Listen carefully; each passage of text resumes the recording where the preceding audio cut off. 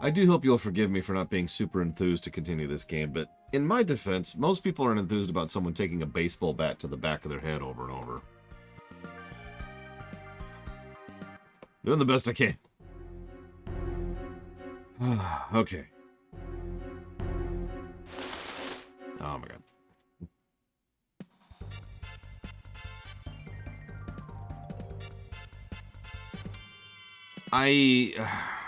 No, it is not, Rex. In fact, let me, hang on. Turn on auto. Check this out. Like I said, I'm slowly starting to think that maybe the JRPGs are the exceptions, not the rules. At least in terms of, like, percentages, you know? It's just a theory I've been building in the back of my head. Summon elemental power. I mean, I've told you the story of when I first played FF6, right? And how shocking it was to actually enjoy the gameplay of an RPG. Like, that sounds like it's a joke, but you gotta understand, I'm not joking when I say that. It was mind-boggling to me to enjoy the gameplay axis of a game, of an RPG back then.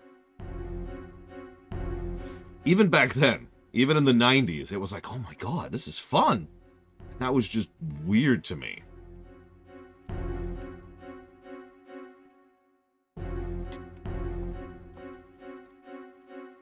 Yeah, exactly.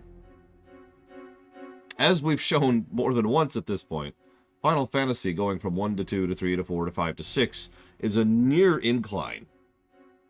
It's not a linear incline because there's a lot of aspects of game, but if you pay attention, they develop the formula every single game. At least in one respect. So it looks like... I don't remember why we said no to Eternal Blue. I think I know the answer to this. I don't remember the gameplay at all of SMT4, I'm sorry. It was a rumination game.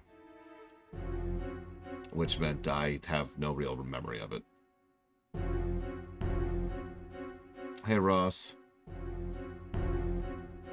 Yeah. So I figured out why Lunar 2 is not on the list. So, Lunar 2 Eternal Blue Complete is $150. If I get the Sega CD version, it's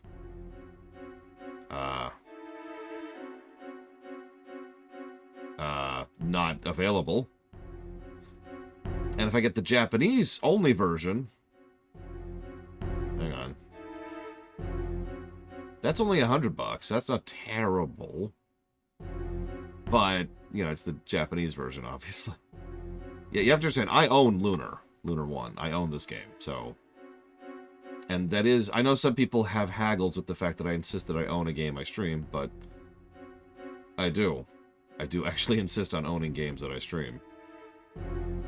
So, the problem I've been running into is getting hold of a copy for Lunar 2. That's what I thought, but I wanted to double check. South to Temple.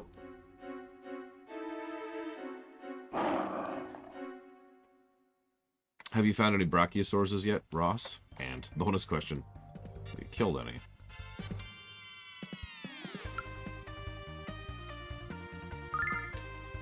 I mean, that just means more chili for you, Ross. And by Ross, I mean Mr. Ed. You have dragon healing now, too. Nice.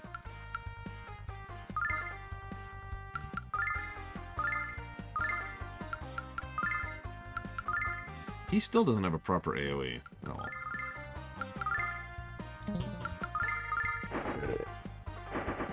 Ew. What the... That did... Check this out.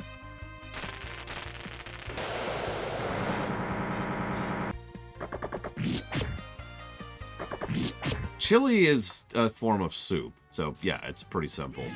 But here's the fun thing. Making good chili is actually pretty hard. Chili is very easy to screw up. Summon elemental power.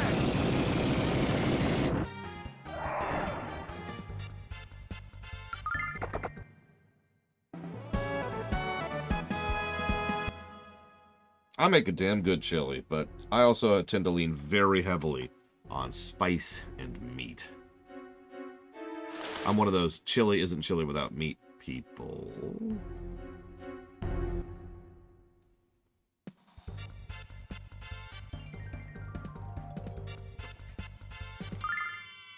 Check this out.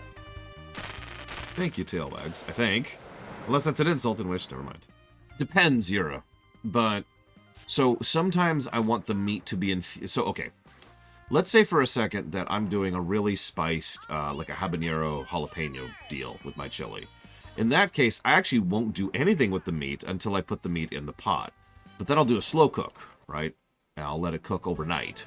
So about 8 hours soaking in and cooking in, and that way the meat tastes like the jalapenos and habaneros. It soaks in the flavor. So that's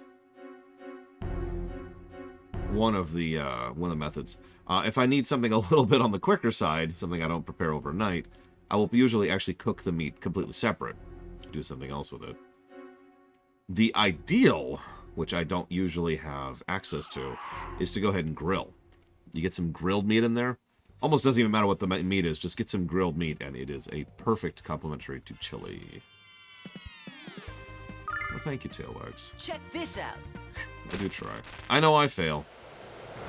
You want to hear something really depressing, at least to me? So you know I do those post-stream videos? Now those haven't changed since I started doing them a couple months ago, right? Before the long doc started. And so, you know, it's just a little bit of a wrap-up for people who don't have time for the highlight reels or who don't have time for the streams. So, sure, yeah, cool. Summon elemental. I've noticed that the ones that I deliberately, deceitfully mislabel as ruminations get over double the views of the ones that I correctly label as post-stream wrap-ups. Name of the goddess.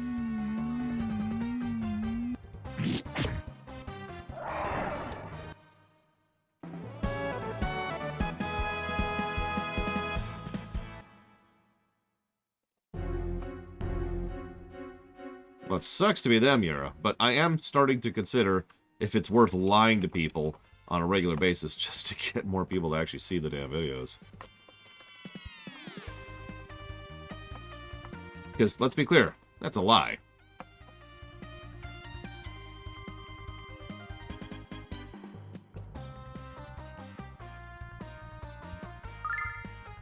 Check this out.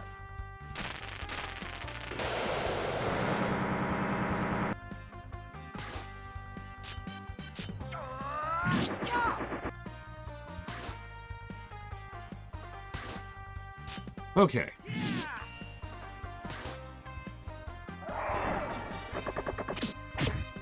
Thank you, Dr. Winter, first and foremost. Always appreciate, and I put that toward the Darkest Dungeon, Pathfinder, Wrath of the Righteous, and the BRPG block. And thank you, O40, first of all, for the support, and second of all, for a full year of support. Much appreciate, much obliged. Thank you. I've put that anniversary sub towards Voyager, Lower Decks, and Strange New Worlds.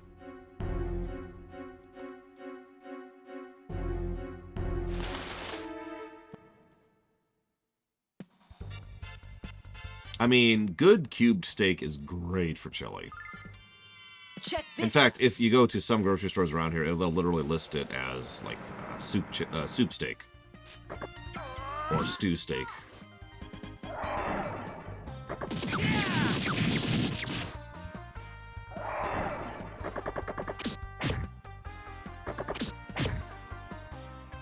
Summon elemental power.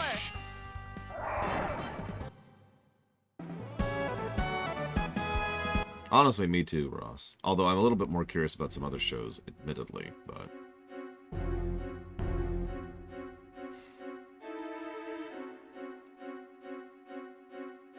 Favorite hero in Warcraft 3?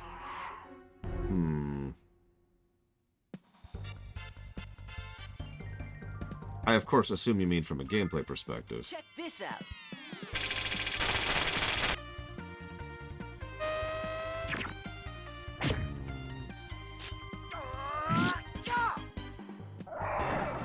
Hey, Sevlinop.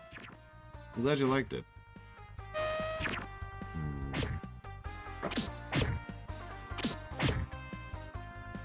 I mean, as Yura pointed out, it is not a complete lie.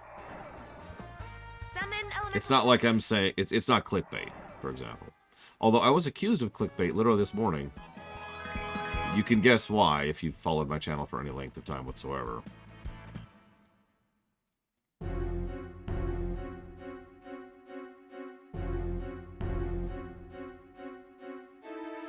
Yeah, this isn't the full episode of Star Trek. How dare... Yeah, no, it's the same thing it always is. Hey, one of those things. Although I'm already low on mana.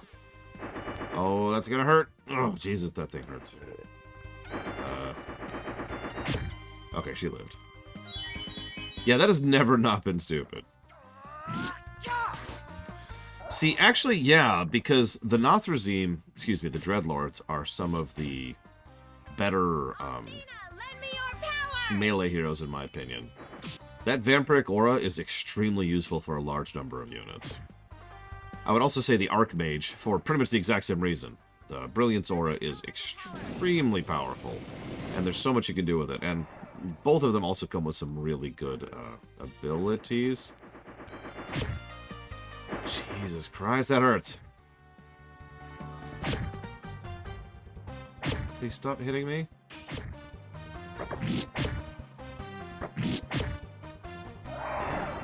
I know, right, Ira? I forget the exact comment, but there was some comment on one of the Kingsfield 4 VODs, which straight up said, you should go back, play through the entire game without cheating so you can actually appreciate the game. And I don't know. I don't think that's going to help me appreciate the game. Yeah, by the way, Creasidors, you know this game pretty well. Why am I getting my ass handed to me constantly? I am level 28 with the best gear that I can currently equip. And they are hitting me like a truck. Althena, lend me your power! What? Like, is there some really dumb thing I did wrong? At the beginning of the game, there's an option which should have been like, hey, if you click this option, all the enemies do double damage, you know? Like...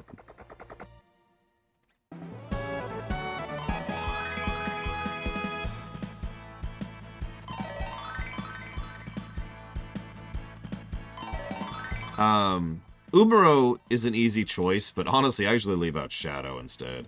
Because Umaro is very simple, but if you equip him right, he is very consistent physical DPS, even against enemies that otherwise would be immune to physical DPS. For example, if you bring Umaro to the tower, the Fanatics Tower, which I know you're done with, Umaro can still hit them, and nothing there has good physical defense, because it's all magic. So, he just kind of chipper shreds the Fanatics Tower. But it's about preference. So, whatever you want to bring.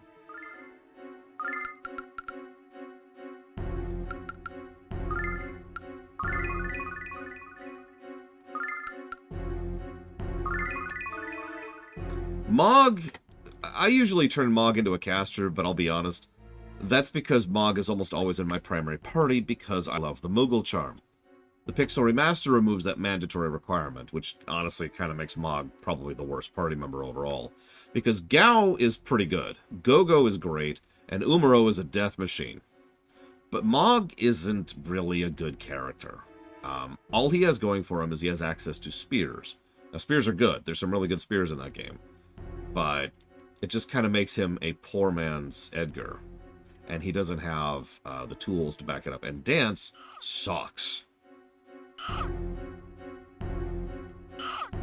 Like, Dance is probably the worst special ability in FF6. So, kicking Mog out is actually a very valid strategy nowadays.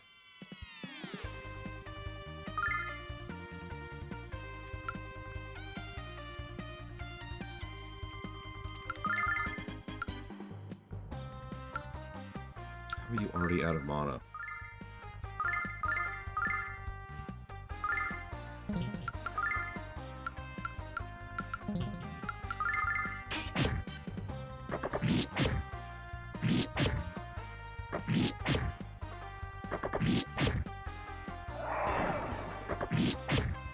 And yes, I did, Mr. Red. Like I said, it looks like good chili. Summon elemental power. You can always tell what good chili looks like, because it always looks the same. Like, good chili looks like it's just tomato soup. And I know that sounds strange, but like you can tell there's a depth to it, a texture to it, especially by the way it's sitting there. By contrast, bad chili, here, check this out. I'm gonna go Google image search chili right now. Okay, so not some bad stuff here actually, but I only have to go down one row of pictures to find some bad chili, right? And then there's dolled up chili, which isn't good. You can tell someone just spent way too much time setting that up for a picture, and that's not good chili, right? Good chili is just woo. However, there is one final way to truly determine if you have good chili. And that is, you put a spoon in it. Like your serving spoon, your ladle. And you're probably thinking, what do you mean? If the ladle sits on it because it can't sink into it because it's that thick, good chili.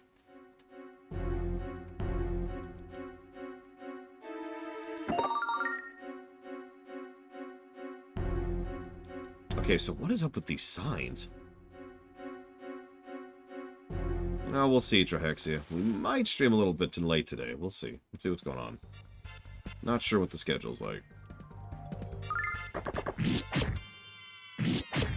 God, I just blew through my mana on the first few trash encounters here. There's a lot of different kinds of chili, Euro, too, so you can kind of customize it however the hell you want to. If you're looking for advice, though, stew meat or shredded beef are really good. Also shredded pork and shredded chicken. Really good meats for chili.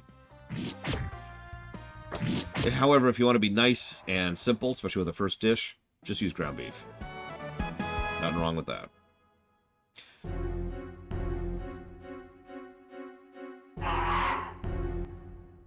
I haven't tried the chocolate and chili thing yet. A lot of people suggested it. I just kind of haven't made chili since then, so...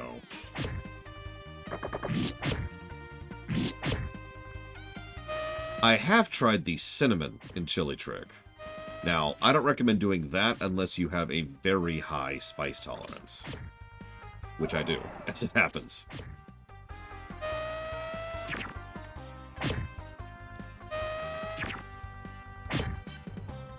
He is dead. Come on, get back on your feet. Oh yeah, I need to move that. You know, I should have 2 healing rings right now, but I don't because Luna is currently stolen mine. Hi, Eon Dragon.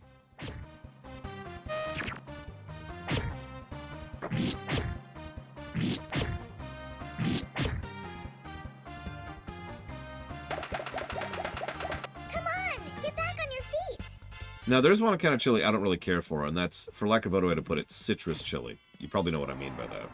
A little bit of, like, lime or something is fine, but some people try to make your chili taste citrusy, and I'm just not a fan of that.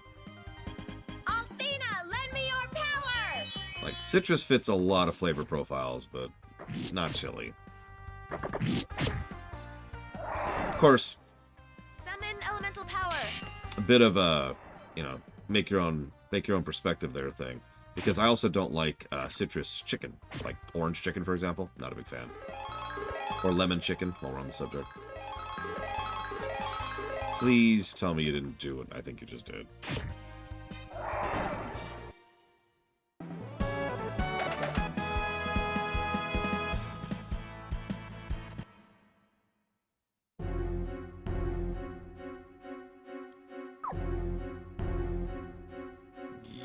Okay.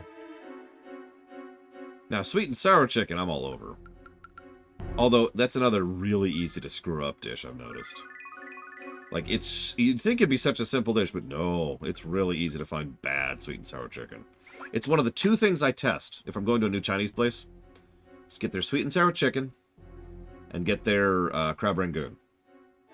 Because those are the 2 things that are going to suck if it's a bad Chinese restaurant.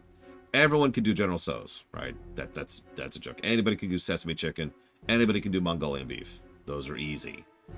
But it's really easy to screw up crab rangoon, and it's really easy to screw up sweet and sour. I was about to do something. Chile, Colorado. I feel like I have.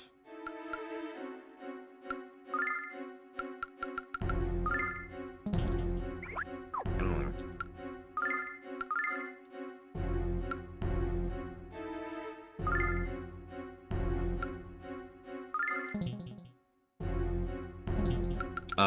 Chinese food is probably, I'd say, the second most common type of restaurant you're going to find in the States, at least in the places I live in, which is usually more towards the city. And if you're probably wondering what's the first, that would be deli.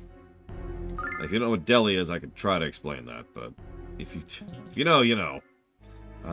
Let's get rid of that, put that on instead. Mexican's probably the number 3 slot. Although, in fairness, yeah, if you live, like, say, near San Diego, or if you live up in Kansas, is actually another spot, Mexican is a lot more common.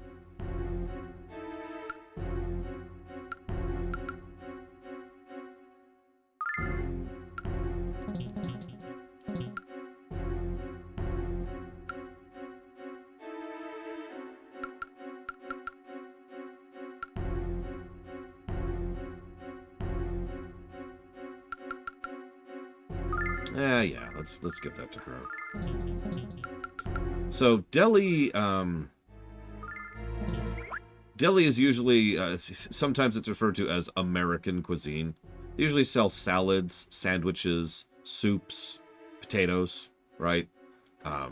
It's fairly basic kind of stuff, but it's the same kind of thing. Like Subway could be considered deli. Boston Market would be deli.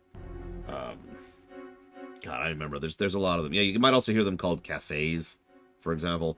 It's a very, very, very common food type here in the States. And I've seen that true no matter where you live. That's all over the place.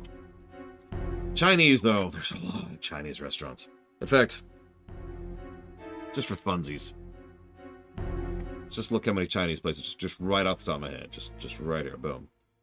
What do we got? What do we got?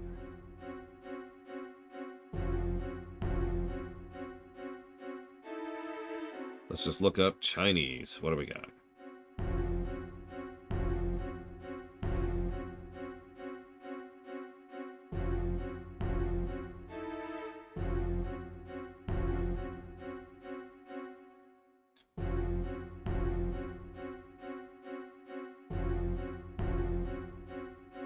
I got to 22 before I reached something that was more than 5 miles away.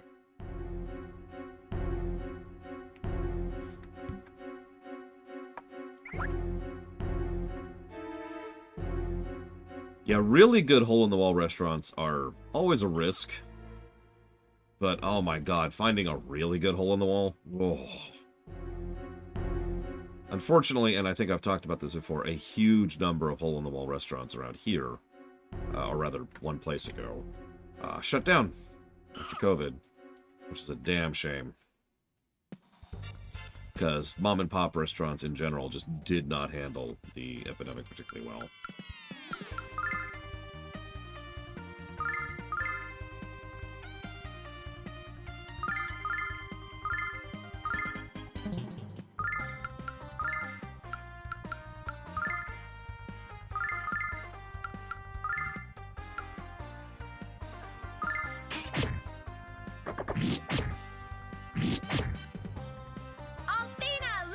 There's a place back in Kansas called El Cazador, and it was some of the best Mexican food I've ever had. Just, oh man.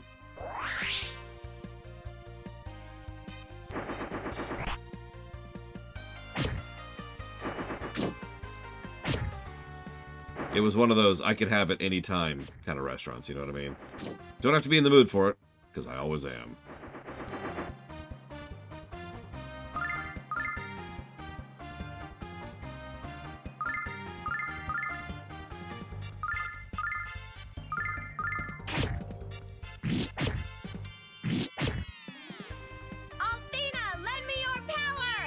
Wait, why is it pink, Yura? Why?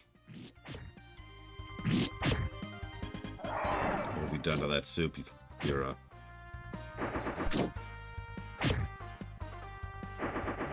Beets. Oh, okay. All is forgiven. I've noticed I like a lot of root vegetables. I think that's just completely on coincidence, but it's still true. Beets, turnips, carrots, potatoes.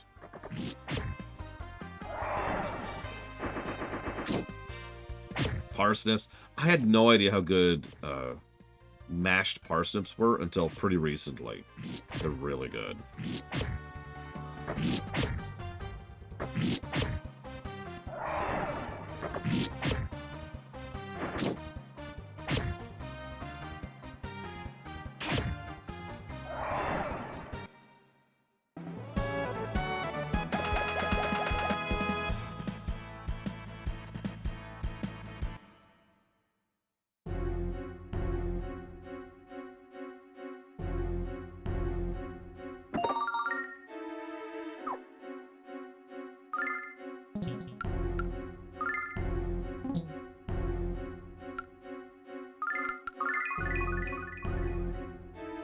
Oh, green grapes every day. I actually can't really do red grapes. I will just skip them, personally. No, thank you. God damn it. I'm gonna die in this frickin' dungeon.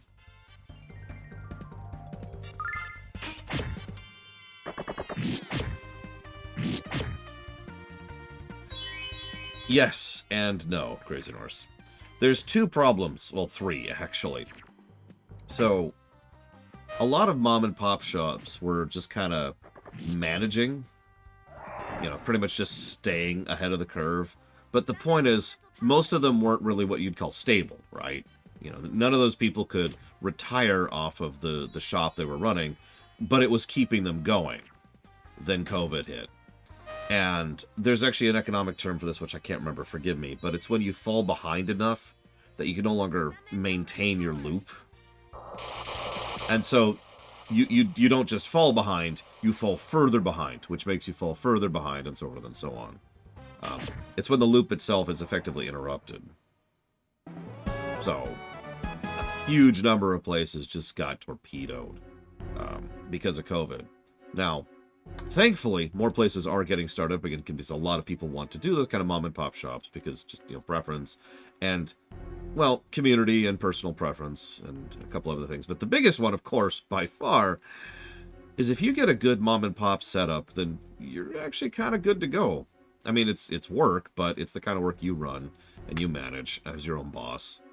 And, you know, you're good to go, right? Like, I know that sounds strange, but once you successfully get over that hump of getting the land, getting marketing, you know, getting word out that you exist, and starting to get regular customers, most mom and pop places tend to stabilize a bit, as long as they maintain those customers, which is what COVID got in the way of. And yeah, there's been a bit of a drift in the States, I don't know if this is true in any other country, away from more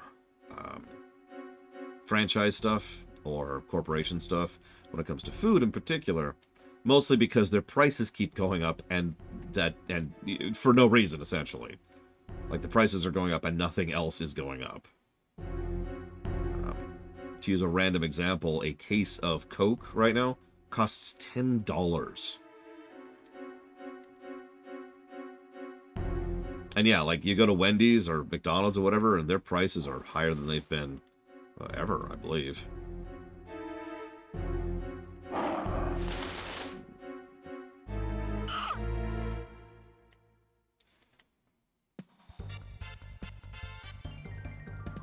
So, a lot of people have been transitioning towards places who are just trying to make enough money to, you know, pay the bills, and go figure, it's actually a whole lot cheaper. Holy crap.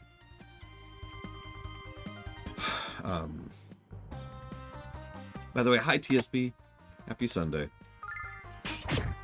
Now, there is one other niggle to this, and it's something that I really do hope is going to get solved. And, knock on wood, every indication indicates that eventually it will get solved. And hopefully, there's one other asterisk there, because hopefully it'll get solved the right way. But the housing crisis isn't just affecting places we live, but also real estate in general. So in some locations, getting a hold of the real estate, in other words, the shop, to have your mom and pop place, is a lot harder than it used to be, and that's also been kind of killing the mom and pop industry, for lack of a better way to put it. Mia's dead.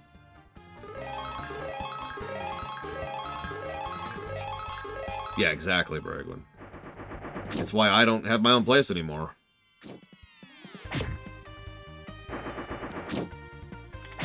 So, go figure. Anyways. The good news is... So, okay, there's a decent chance that the housing crisis will resolve itself one way or the other. The current trend is that there will be a shifting in interest rates, which will shift in loan rates, which will shift in availability. Now, there's an asterisk to that. If housing prices drop too fast, believe it or not, that's actually bad. Because if the housing market completely plummets and crashes, then it's going to go right back up. There's going to be a rebound effect. What would actually be best at a national level is if the prices of real estate just kind of slowly drifted down in a steady decline. Now, that's the least likely thing to happen, but it is possible. Thank you, Null. Yeah, I'm starting to think putting the healing ring on Alex was the correct thing. The gas price crisis. We transition off gas is the answer there. We need to pull that band-aid off. We do. We as a species need to pull that band-aid off. I'm dead serious. The sooner some country somewhere eats the expense, because that's what it's going to be. They're going to have to eat the expense, and they're not going to profit out, and they're going to throw money into a hole for years. But the sooner some country somewhere does that, the more likely that other countries and other companies will start to follow suit. It totally won't be the States, but it does need to be somebody. Somebody needs to eat that initial expense of getting alternative fuel sources off the ground. Otherwise, we're just going to sit here and circle the drain either until we do that or until it's too late. Now, I'm an optimistic guy, so I do think at some point someone will finally pull that trigger. I know, Scott Kibar, I'm sorry. In my defense, this game is beating the snot out of me.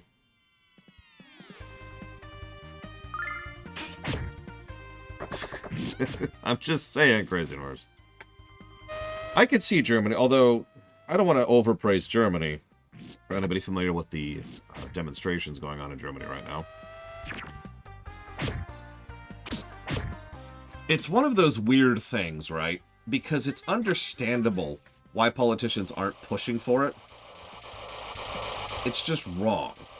Do you know what I mean? Let me put it to you this way. Let's say, put yourself into the shoes of a representative or a minister or a district head or a senator, okay?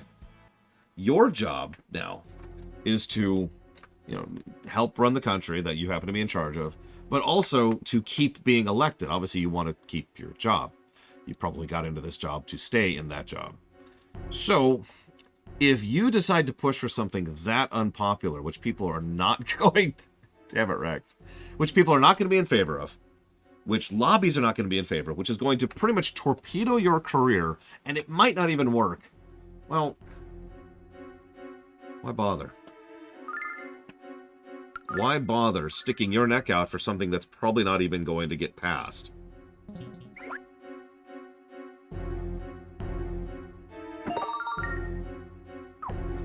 So yeah, let someone else do it.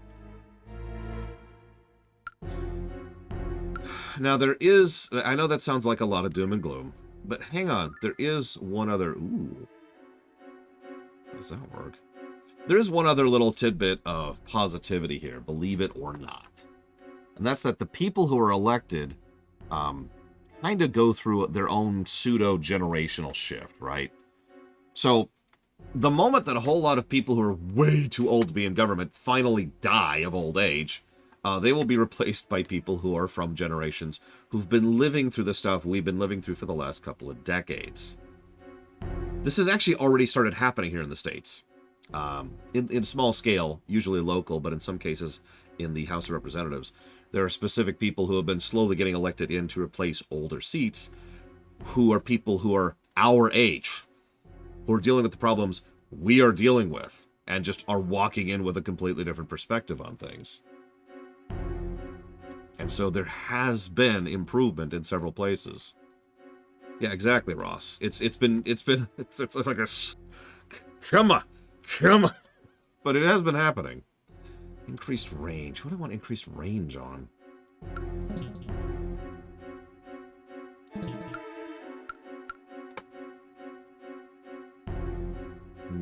Do I want increased range on anybody? I guess I could give it to Mia.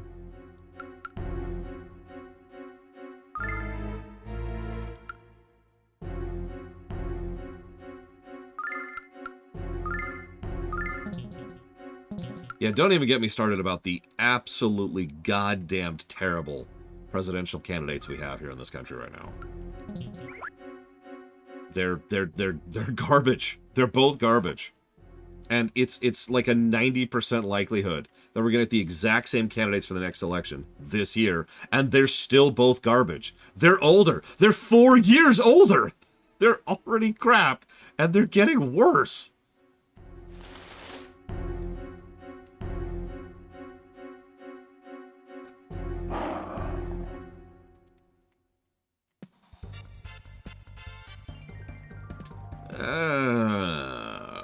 No.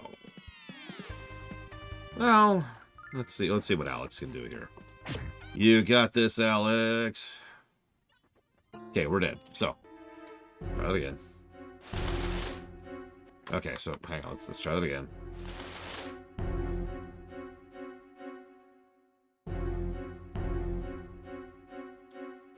Yeah, no kidding, TSB. I didn't even see that. You know, honestly, at this point, I agree with you, Chaluto.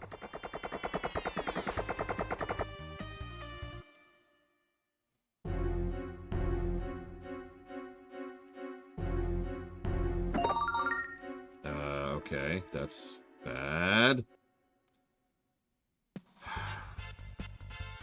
Yeah, but I'm getting my ass handed to me here, Crazy Norse. Alright, fine.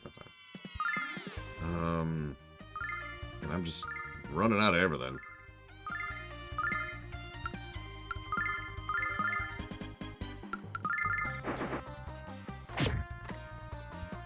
No, you're right, though, Entity. You want to hear something really stupid? No! Oh. God damn, that attack hits like a truck. In the extant, in my own story, the way that spaceflight gets going, the way it gets off the ground, is a few extremely rich people decide to just dump billions of dollars from themselves and from their constituents and their companies into spaceflight to standardize the industry, to make it normalized, to make it something that everybody's going to get invested in. And because so many people see, you know, the richest people in the world investing into this, everyone's like, aha, there's got to be some money in it. So a bunch of other people start dumping money into it too. Loans are taken, resources are liquidized, factories get built.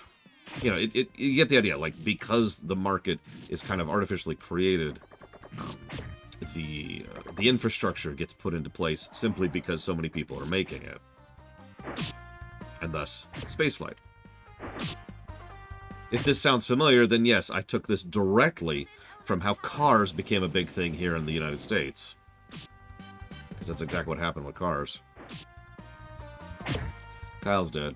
Come on, get back on your feet.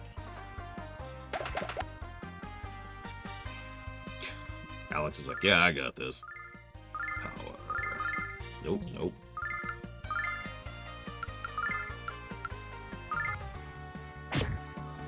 Oh, tell me about it, Rose. When water is a solved problem, a lot of things are going to change.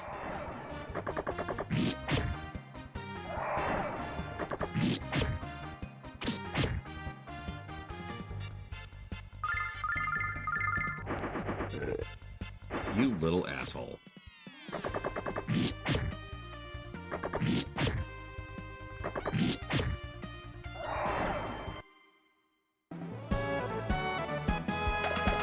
minimum age of a president? I believe we have that in the States, but it's like 20-something. It's really young.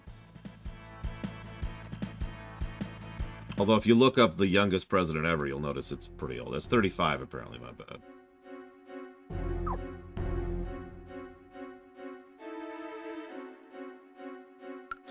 I will say that I think a youngest age thing is kind of, honestly, redundant, but...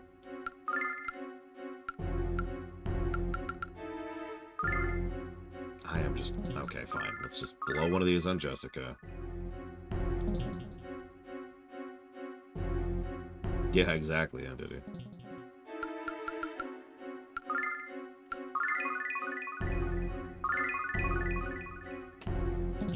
Oh, there was my mana.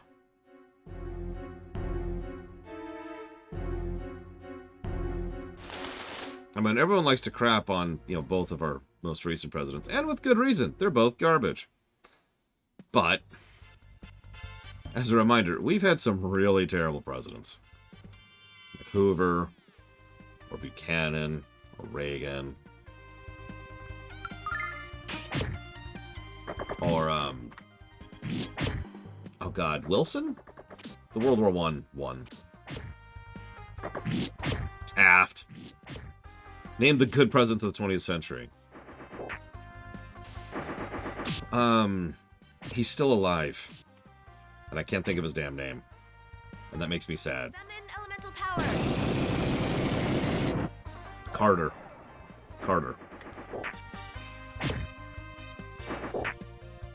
I guess technically Obama is still alive, but no, I was thinking of Carter.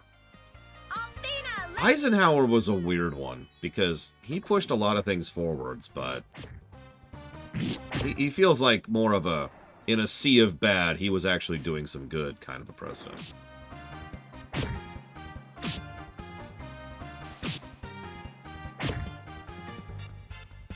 $50, Jesus, crazy horse.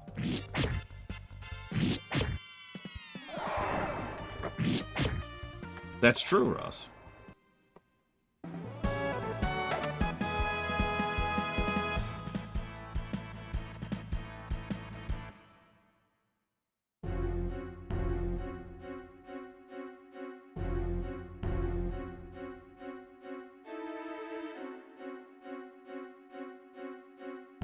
Wow, JFK was 43.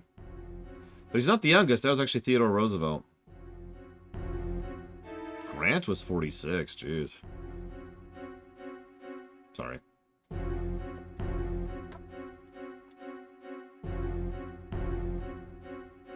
Yeah, Lyndon B. Johnson. I'm looking for the exit, prisoners. Lyndon B. Johnson is one of those quietly effective presidents. You look at his presidency, and you see a lot of stuff that really started getting the ball moving on a lot of things that we have benefited from even since then. Or even now, I mean. Let's see what happens. And we're dead. Okay, so, and yeah, JFK took credit for a lot of that, too. Although, JFK wasn't actually bad. Oh, thank God. Zenobia. You filthy wench. Come here and let me wrap my hands around your scrawny neck. I mean, Vietnam was a colossal screw-up, and nobody's ever really argued otherwise, but no. Domestically, a lot of things move forward there. With only physical contact you'll have with me, little man, is when I stomp the head of your cold, rotting corpse. Your search for the Black Dragon ends here, Alex, as does your pathetic attempt at life. I have no mana and no healing.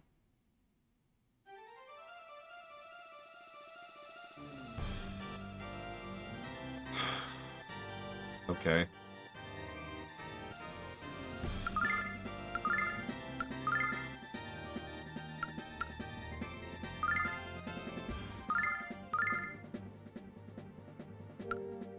I saved just before this, Crazy Horse. That's not really the issue.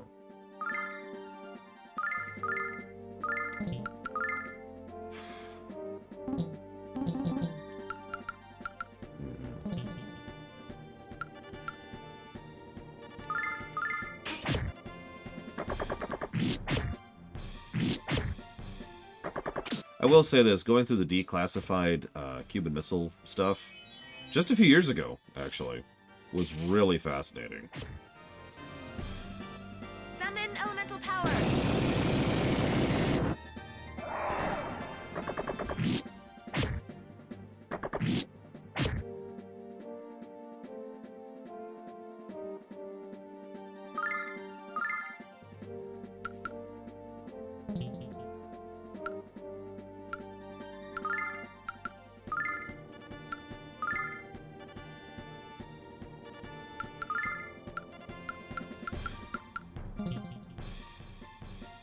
It's okay, he usually prefers to be drunk, Prisoners.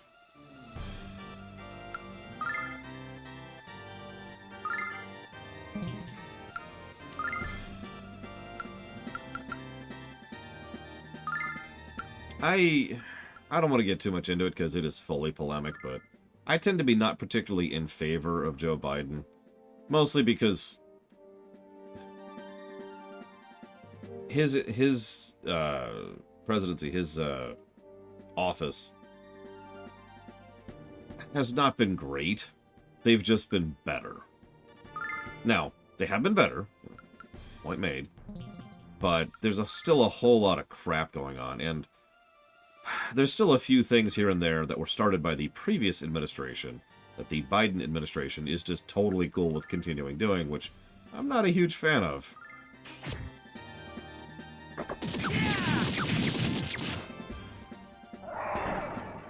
Althena, lend me your power!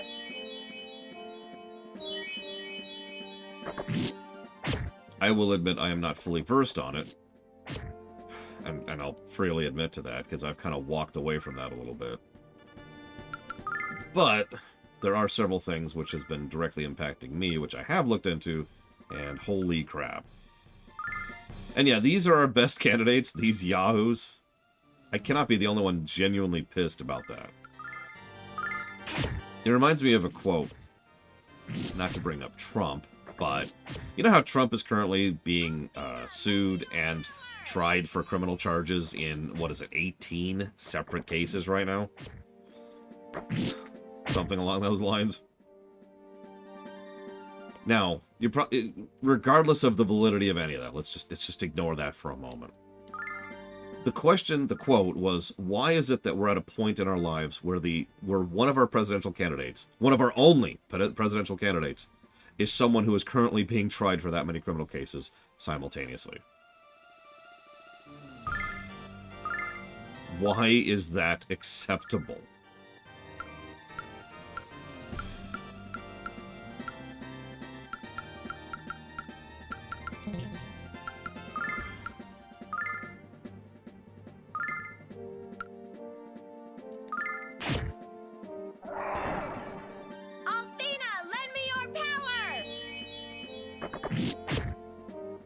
And yeah, and is being allowed to run for presidency, which should probably be extremely illegal.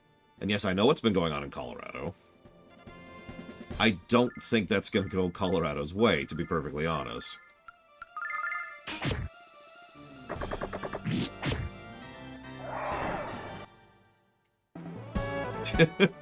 Probably the right move, Ross. Probably the right move. Okay. You could attack us with 1,000 monsters, it wouldn't matter. Don't say that, Jessica! We're a little low on resources right now. I'll kill them all, I'll kill you, and don't bother begging for mercy, because you'll get none. You know, I was planning to turn you into a statue like your pathetic father. But now I will allow the vile tribe to desecrate your tattered remains instead. Oh, Jesus Christ, is this even more? Okay.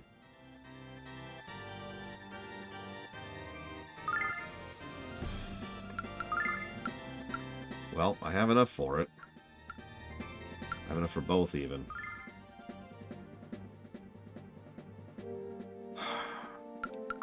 And yeah, Nixon... For the longest time, Nixon was considered a model of evil in the United States. And I don't mean that, like, hyperbolically. I mean, there are actual surveys that put him right down there with Hitler that were done in the United States shortly after he was removed from office. Which I know I've talked about before because it always fascinated me. All things considered.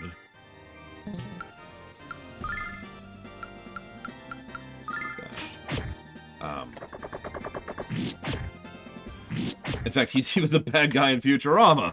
That's a direct consequence of that. But, I don't know, Nixon...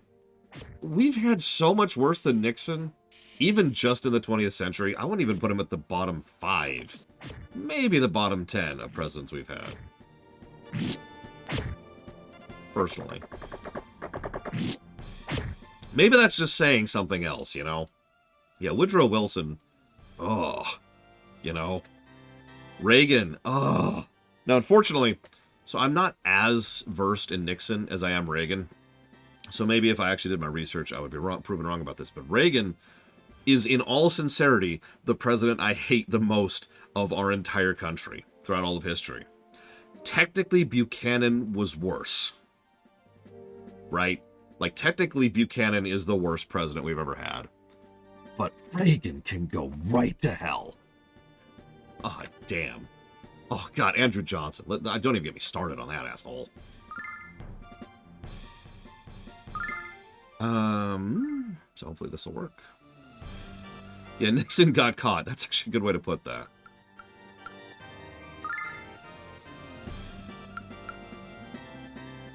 Damn, just monodry.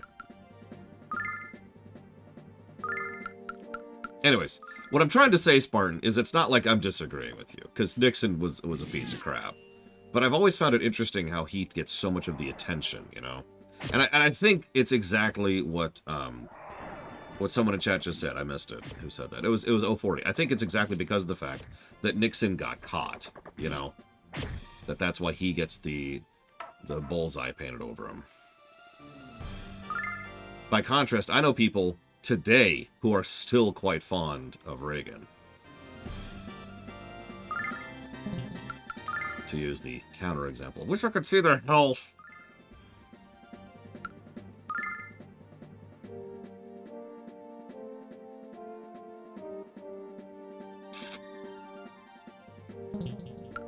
Yeah, Nixon did not have charisma.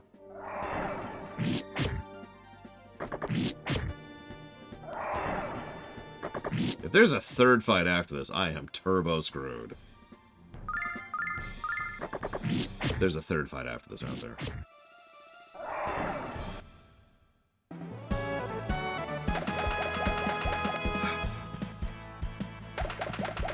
No, you're a below average at best. I agree, Frost Nixon is a great movie. You should watch it if you have any interest in those kind of political documentaries.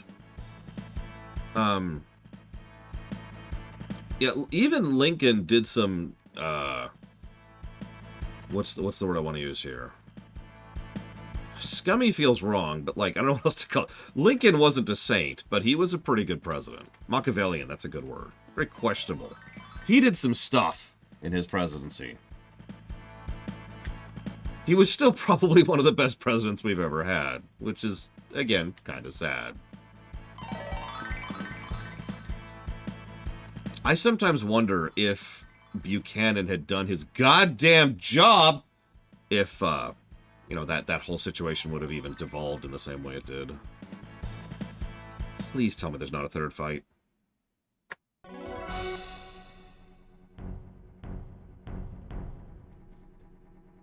We can't keep this up much longer. Yeah, no kidding. One more round of that little world will not be a relevant concern any longer.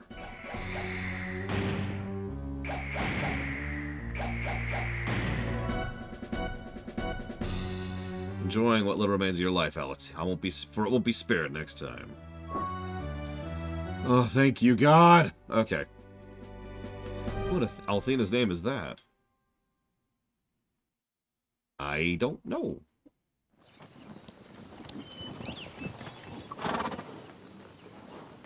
Hi, generic man.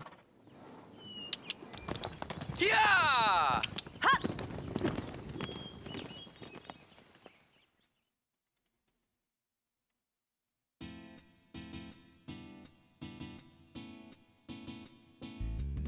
They hit the Valve trap with their arrows at that distance? Do you realize how incredible it is?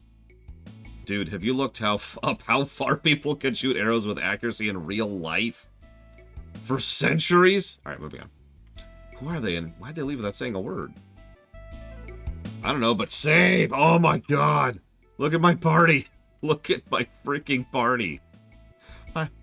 I am the dead.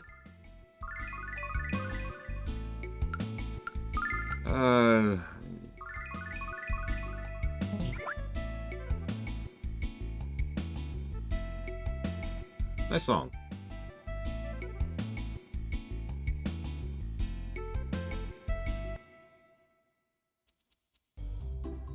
I was just saying, suddenly we're playing Wild Arms. My bad, everybody. Heal. Heal, heal, heal, heal, heal, heal, heal, heal, heal. Oh, thank God.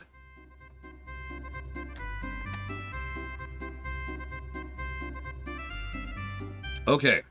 We got a bunch of money in that godforsaken dungeon. This is getting a little silly. I don't know why I'm just getting my face beaten in so much.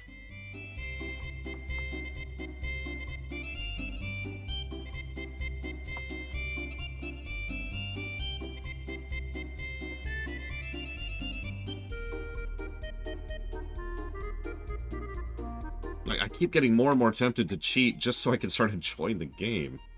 And that's not really a good feeling. Timur. What brings you to a wonderful corner of the world? Timur is the best that nature has to offer. In the hellscape of Nightmare Land. How do you even reach this place?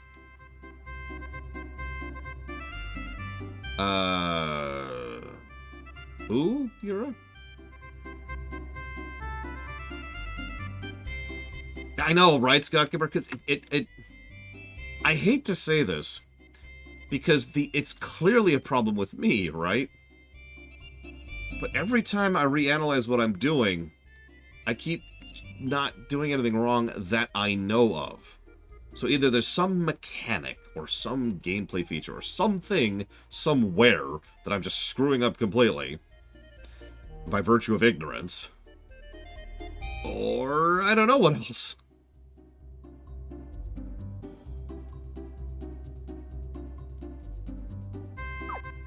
So, speaking of which...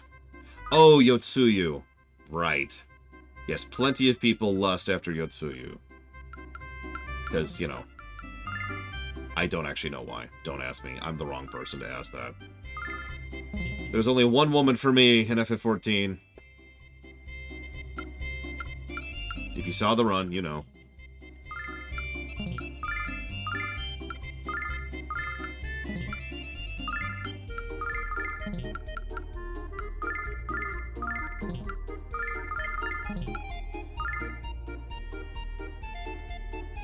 Who? Scott Gibber?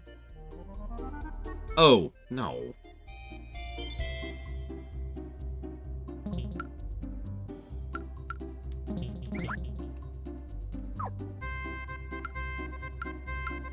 Does anybody actually like Minwu? Or not Minwu, Minfilia?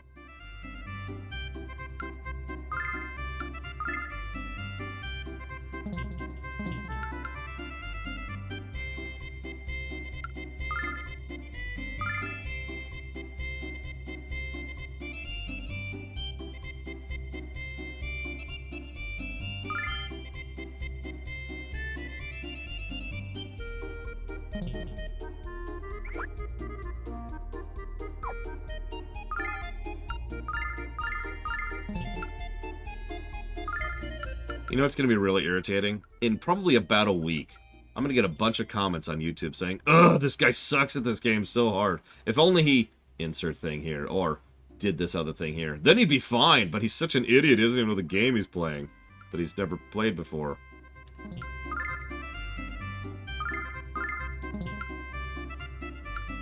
Ugh. Seriously, I'm going to get those comments. I guarantee it. Especially for a game as old and beloved as this one. I guarantee you people have spent the time and effort figuring out exactly how to min-max a game like this. In fact, someone do me a favor, what's the speedrun record for this game? Specifically the PS1 version.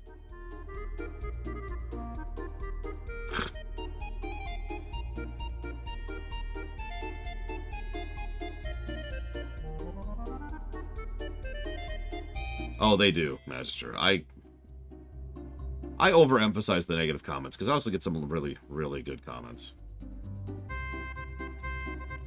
7 hours. God damn! 7 hours? Hold up, hold up, hold up, hold up.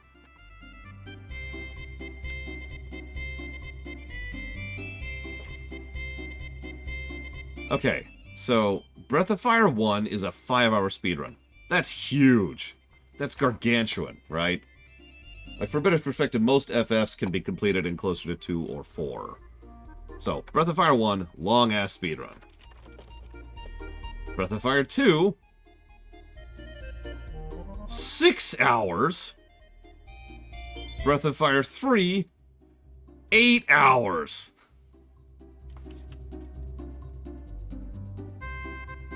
And now we've got Lunar at 7 hours.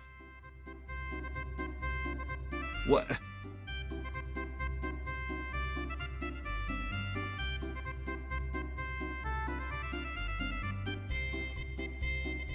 What are we doing?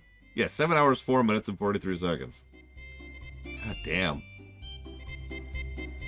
Okay, anyways, moving on.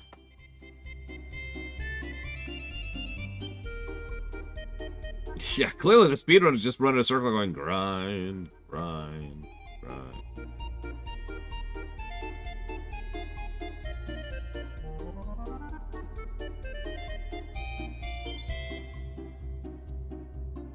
What?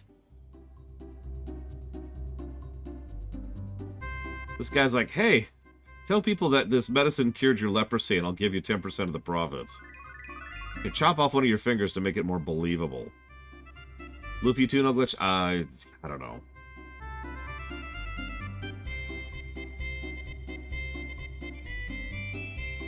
YouTube and Discord have both been really slow today, I've noticed. 3.5 hours. You know what? That tracks. Lufia 2, yeah, that's the kind of game I could see being a smooth and quick speedrun.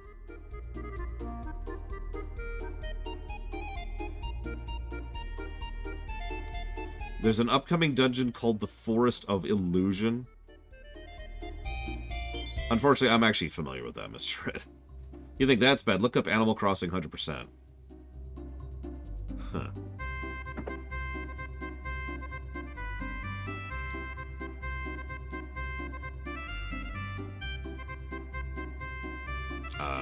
What?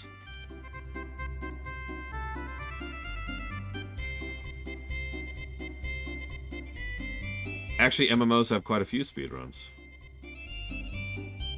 Hell, I used to speedrun WoW.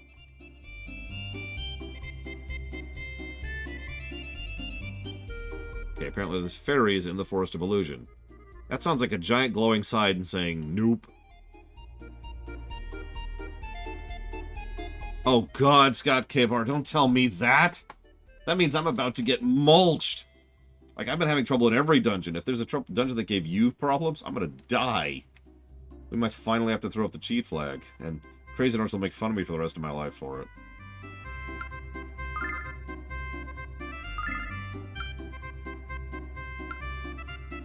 Good news, we can afford a full round of armor.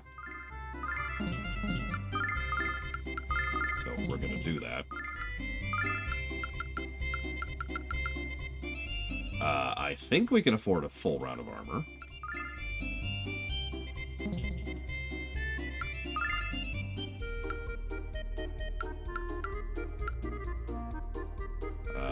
Maybe we can't. No, it's just... If this next dungeon is as bad as people are hyping it up to be, we might have to finally throw up the cheat flag, which is something I've avoided this far. And I'd rather not do. But, I mean, I have been getting absolutely mulched.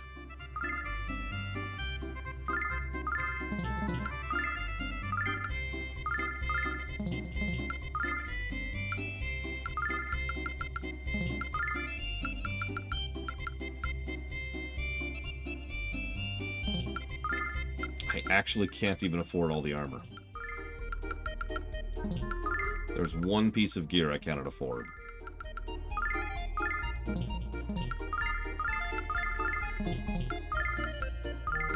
Right there. I need 10,000 more gold, or zenny, or dollars, or whatever it is.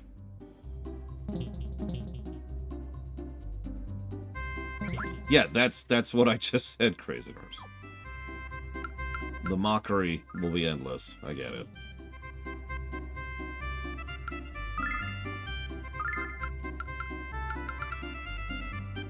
I can't even afford items. Like, I can't restock my items because I just burnt everything. And still couldn't even buy all the gear. Well met, children. Long time no see. Lake, what are you doing all the way out here? Why the look of surprise, my faux feline friend? You should know by now I'm a lone wolf. I follow only the scent of adventure, and that takes me many places. As long as the destination's stocked with a leggy crew and a honey sweet brew, I'm game. But enough about me. How have you fared in your adventure, my friends? Check it out. Alex got the Blue Dragon helmet. Ah, you met the Blue Dragon. Impressive. I expected no less of you. All that remains for you now is to meet the Black Dragon and gain its prize. Once you've accomplished that, you'll achieve what you most desire. You shall become a full-fledged Dragon Master, the stuff of legends, my boy. The only fly in the ointment, so none of us have a clue where to look. You missed it, Crazy Nurse. We spent a solid hour grinding earlier. 1 hour of just grinding.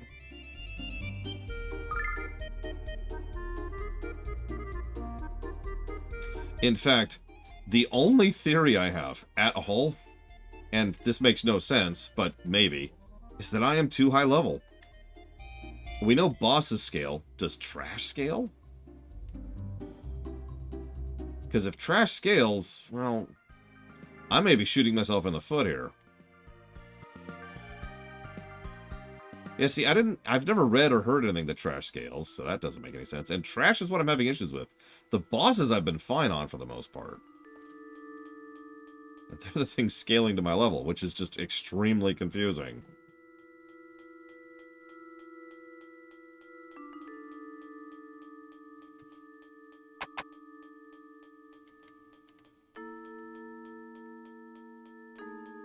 And yeah, Cloudpunk is a game I'm familiar with, Euro. It's on the list, I believe. Beware of cranky, stinky, rude genius within. Today's password is... Right, so we've got Moon, Star, Sun, Planet. Let's do Moon first. And then, Planet. And then Star. And then Sun.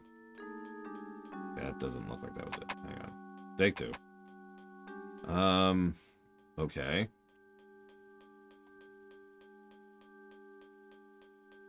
We'll do Star first?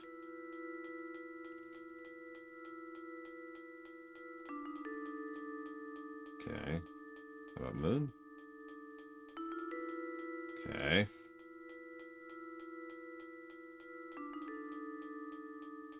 How about Sun? And then Planet. Is there seriously no hints? Am I just supposed to brute force this? Can it be multiples? Can I go... Is it like Moon, Moon, Star, Moon?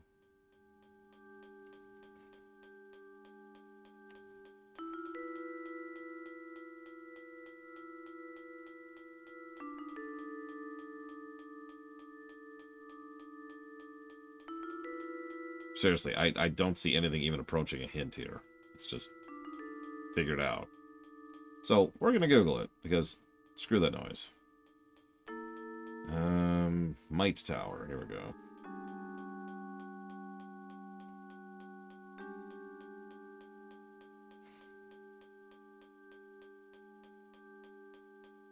Okay.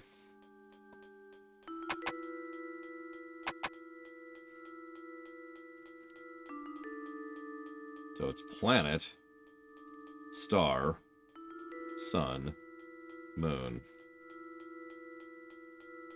What logic is there to that? Like, how are you supposed to figure that out? Real question.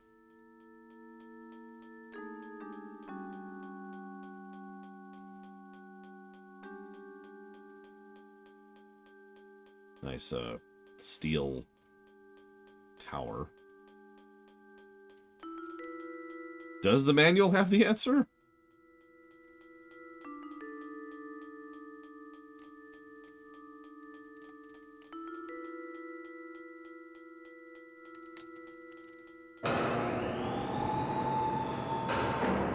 We have elevators. Okay.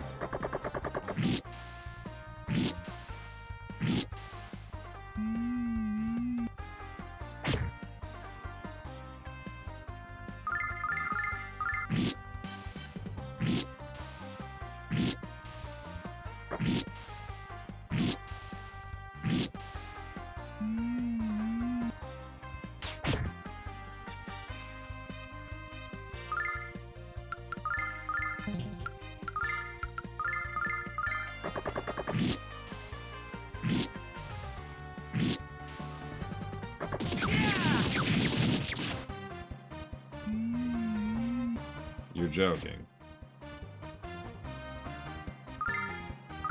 That's it? That's all the damage that does?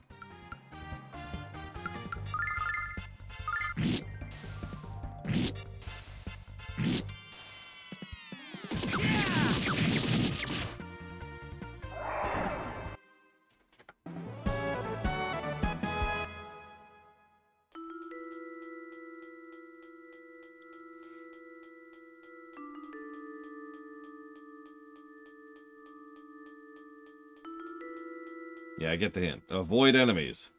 It's just... I'm sure it's great for my overall level.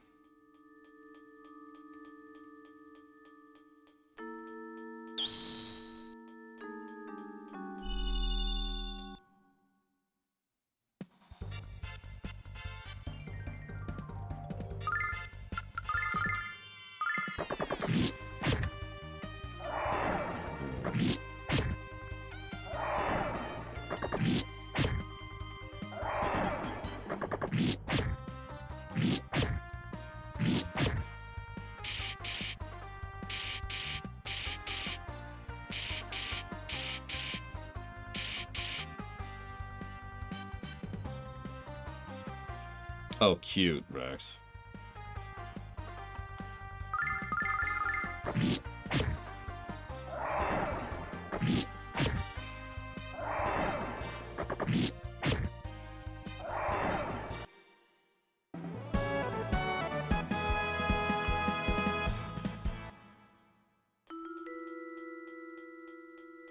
Well, apparently there's several people on Reddit having the same problem as I am. Although, interestingly enough, most of them are saying that it's actually a feature of the game and makes the game better.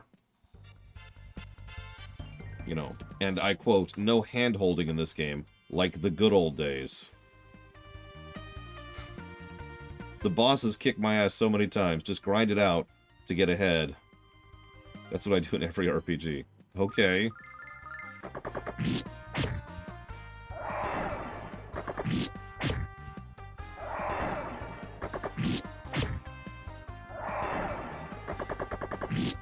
Cute.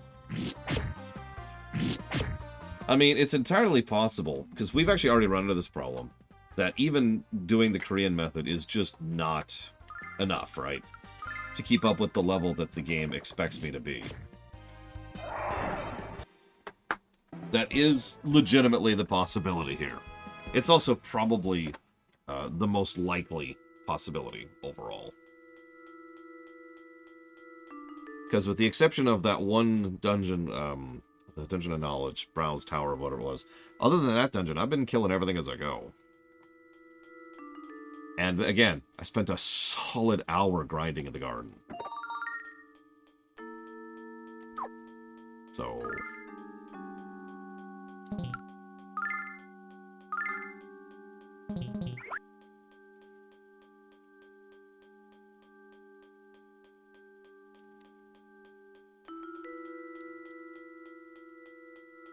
What kind of donuts are they, Mr. Red? I know, right? Crazy Norse. The Cranky Kong effect. I like that. Like, I know I tend to underlevel a little bit in general. Oh, I love jelly-filled donuts. And I know I tend to avoid combat in a lot of these games, but you've seen me on camera. I have been fighting everything.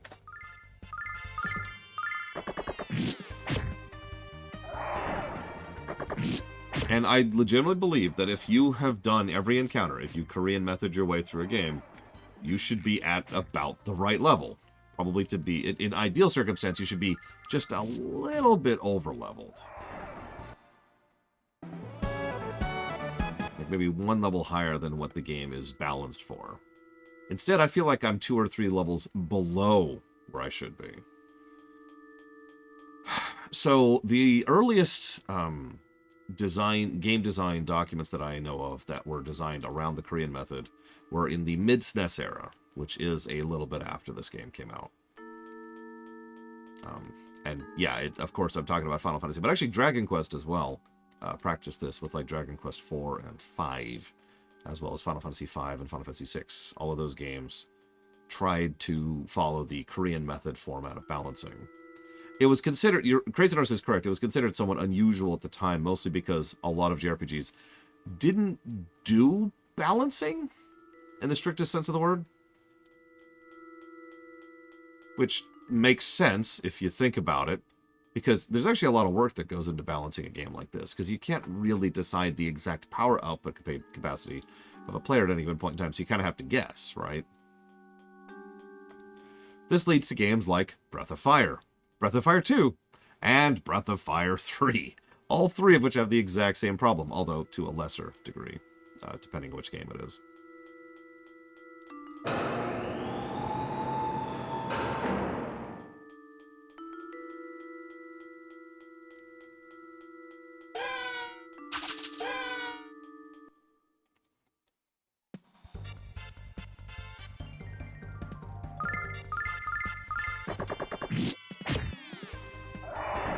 I mean, in all in total sincerity, I can't tell you how many times I've seen a comment from someone who mentions that they actually like grinding in games like these.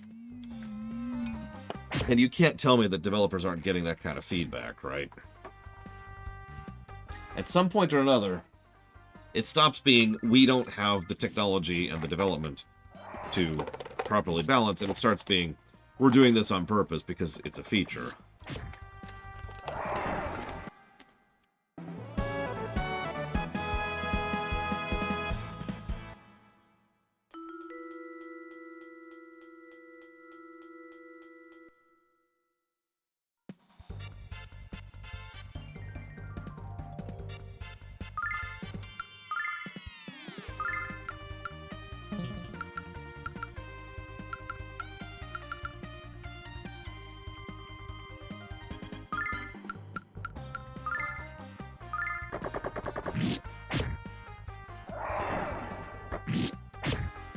I mean, no, exactly, TSB.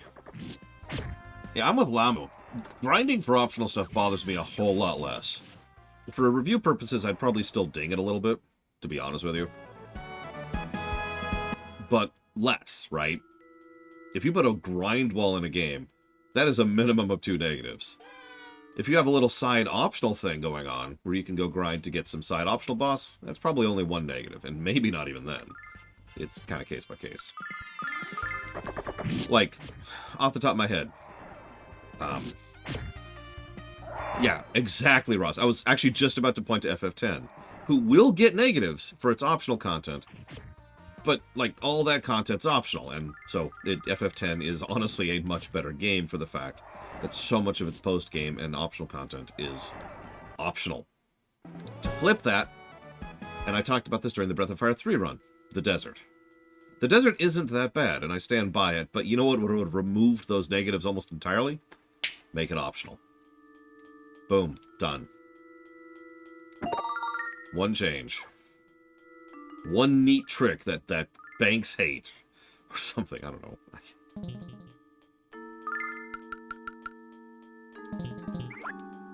And yeah, honestly, Kingdom Hearts with the data battles is a perfect example of, you know, go grind for the super optionals. Done. It is shocking how much making things optional improves game design. And what's really weird to me is every time I say that, I get pushback about that sentence, but I stand by it. It's not your fault, Crazy Horse. It's probably my fault. There is probably something wrong with me. I am probably stupid. I have no brain. I replaced my brain with God, I don't know what I'm being accused of these days. I have been accused of being woke a lot lately, which always amuses me a bit.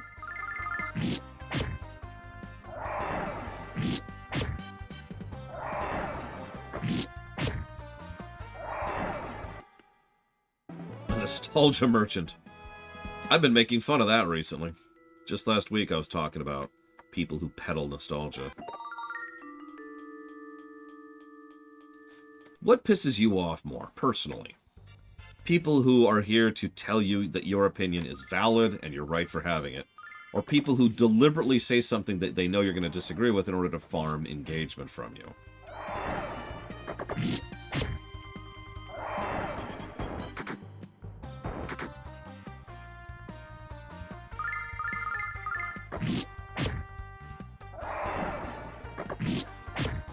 For me, it's the latter. Screw the latter. You know, fair enough, Crazy Horse. They both suck, to be very clear. It's just, I've noticed both of those categories of YouTubers have gotten a little bit more, and streamers, have gotten a little more prolific lately. And they both suck.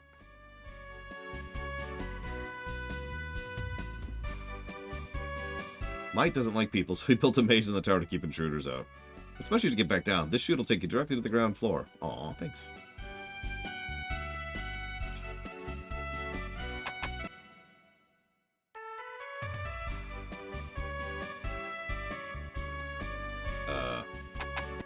Scene.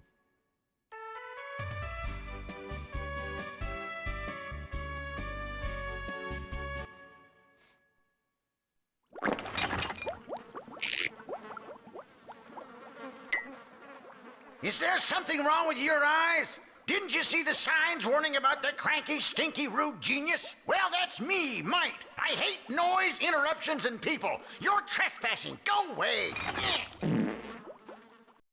Nice guy. Good to see you. You haven't changed, Mite. At least it smells like you're eating better these days. Ah, what do you care? You only come here when you want something, so out with it. Who's a little brat? This is my friend Alex. He's looking for the Black Dragon. And when he finds him, he'll become the next Dragon Master. But his real quest is to travel to the frontier and rescue a girl from the Magic Emperor. The frontier? Bah! Now I get it. You want to build this kid an airship, right? Right. You know that Alex can't get to the frontier without it. Alex needs your help. Might, and so do I. You know I'll beg if I have to. Ah, preserve what little dignity you have. I'll build your damn airship. You haven't changed a bit, my friend. Thank you. Now we have a way to reach the frontier, which brings you to the Black Dragon. I've heard rumors it can be found in the prairie to the south of Tamur. So let's go back there and see if anyone can give you some facts. How do you know everything? So much about everything. You're quite the inquisitive little one, aren't you? Yeah, I get it. He's dying. I figured that out like forever ago.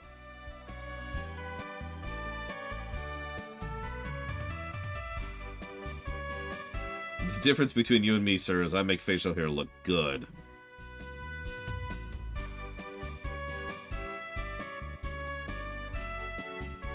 Anyways.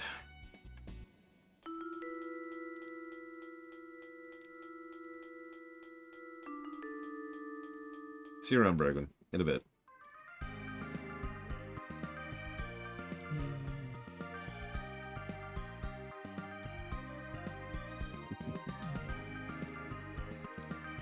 Oh, great, Crazy Horse. That's exactly what I need right now, to be even more underpowered than I already am. God damn it. Ah! I got any money in there? I still don't have enough money to buy that one extra piece of gear for Nash. No. Nog.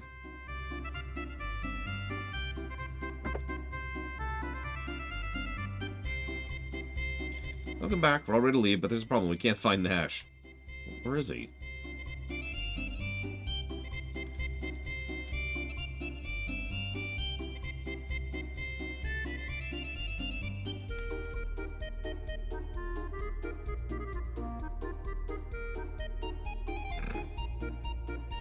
I apologize, Alex. I returned as fast as I could. How'd it go with Might?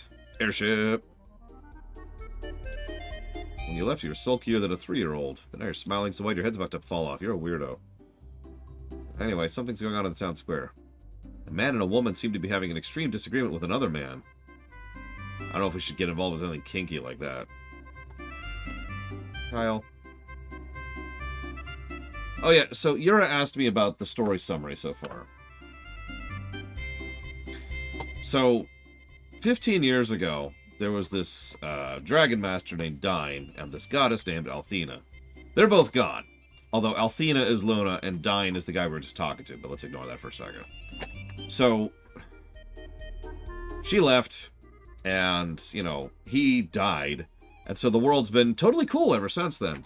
But this other dude named Galleon, he was secretly evil.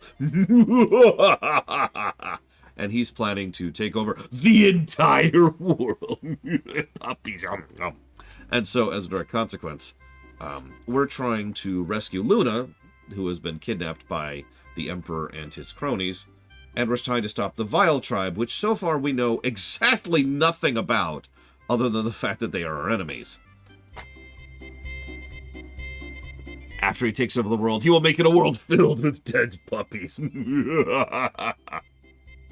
He will make a world filled with mayonnaise and mustard. And ketchup on mac and cheese. Can't breathe. Help. No. Your crime deserves only a painful death. It's the law of the prairie. I'm sorry. They're hanging a guy. Yeah, they're doing it the slow way, too. Instead of the break their neck way. Fine, let's go help him. Stop. Help. And he runs. Come back here. Stop. It's you. We are of the Plains tribe. I am Tempest and this is Fresca. That man was trying to sell fake medicine to the desperate people here. He knowingly lied for profit. It is the rule of the prairie to execute liars. Why do you dare to interfere in our tribal affairs? Are you a thief as well? Yes. Legally. Look, I've got my Thieves Guild thing and everything. Hi, Sean. So, I kind of like that law, though. Someone lying in order to make money should be executed.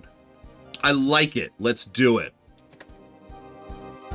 This isn't the prairie. The laws of Temur are different. They don't allow you to hang a man until he's been proven guilty. You fought the Vile Tribe at Timur Pass. You know our cause is just. I must know why you took it upon yourself to interfere. Are you not a warrior? I've never met a warrior who permits a liar to go unpunished. There can only be one explanation. You must be a coward! Alex is no coward. Well, then it's time to prove if he is of the warrior class. A true warrior would never decline a challenge from another warrior.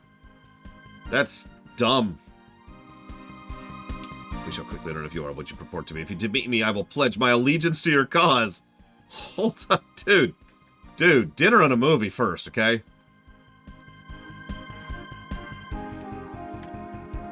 I am a warrior, Yura. I must know your name before we begin. Alex. Very well. The time has passed to prove your worth. I expect a hard fight. Okay. Well, how's it going? Don't mind me, I'm just gonna glow blue for a second. Ignore that. Okay. Okay, you're ignoring it, right? Cool.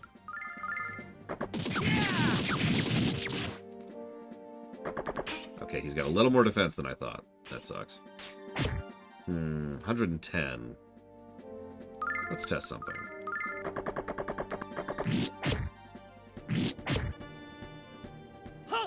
Yeah, it's still slightly more damage to go and use the special ability. Slightly. I can also do this.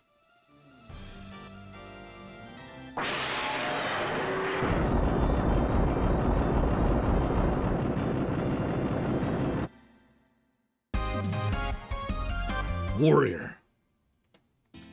And like all warriors, I summon giant fire dragons to kill my enemies. It would just destroy the whole village. His skill is impressive, Alex. It appears you do know the way of the warrior. I apologize for doubting you. Whenever I can be of assistance, I shall gladly lend a hand to your cause. I still can't believe you bested Tempest. Alright, Fresca, the fight was fair. I don't know if I agree with that. Tempest, you're exhausted. You've been riding for 3 days. Holy chaps, he's this strong after 3 days and nights of travel? That's incredible. Alex, we have come here in search of the singer from our tribe. He was kidnapped by the vile tribe 5 moons past. We've been traveling without rest in hopes of finding her kidnappers. We're looking for a friend, Luna. They kidnapped her too. I see. Our purpose is the same. Have a necklace. I've already decided. I understand. This amulet was bestowed upon me by the elders of our tribe. It's a symbol of bravery beyond what is normal. I pray it brings you luck in your search. Tempest, I can't say... Farewell! Goodbye! Goodbye! Goodbye! Goodbye! Oh, God. What is it, Null? This necklace kind of looks like a dragon, doesn't it? Let me take a look. Don't touch that, Kyle. Your hands are filthy. I was right. It's some kind of relief carving of a dragon. Perhaps the barbarian, warrior of the prairie, can help us find the lair of the black dragon. Let's catch up with them. So, a couple of stories for you, Colgrim. First of all, let's refill my mana. Once upon a time, there was a game called Baldur's Gate 2. Now, I was screwing around with it once, and in the very, very first area, I gained access to all the spells in the game, including Time Stop and Meteor Swarm. When I say the first area, I mean after you go to the town. So, like, if you're picturing Baldur's Gate 2, remember that really giant, like, amphitheater-looking place, which is a marketplace? It's where you pop out of the tutorial dungeon at.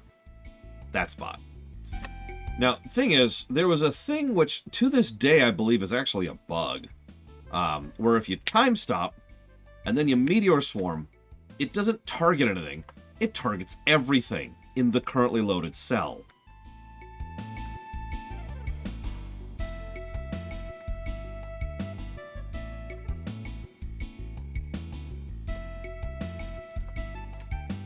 So they all died.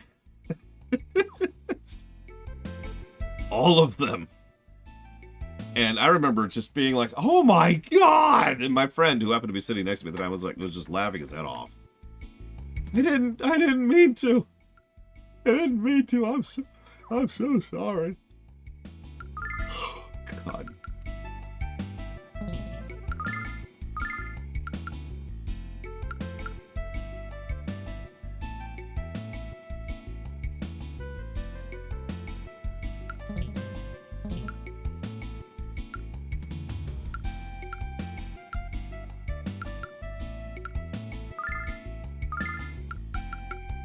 Sure. We'll give that to him.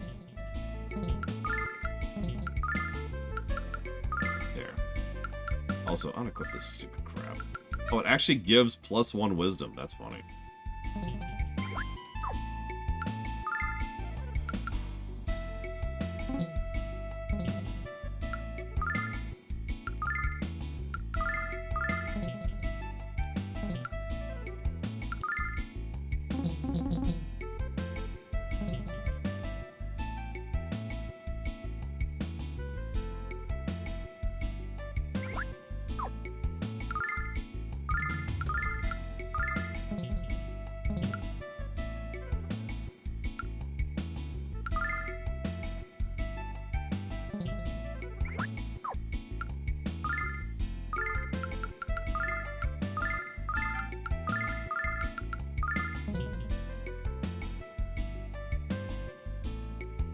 That's funnier.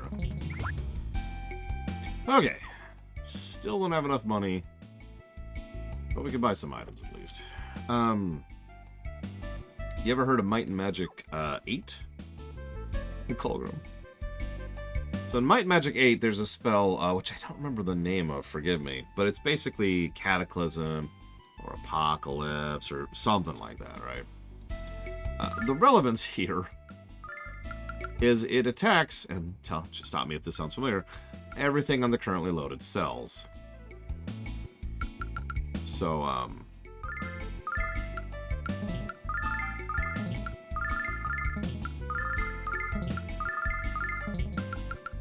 I should probably mention most cells have towns in them.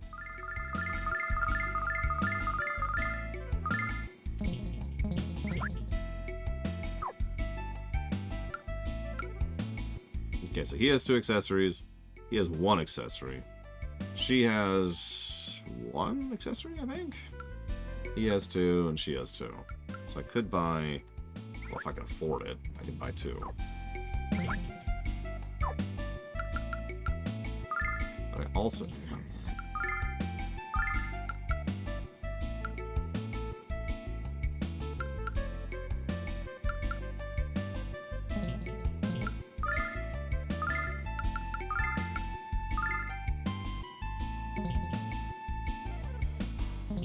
it's Armageddon. There you go. It does pretty much exactly what it sounds like.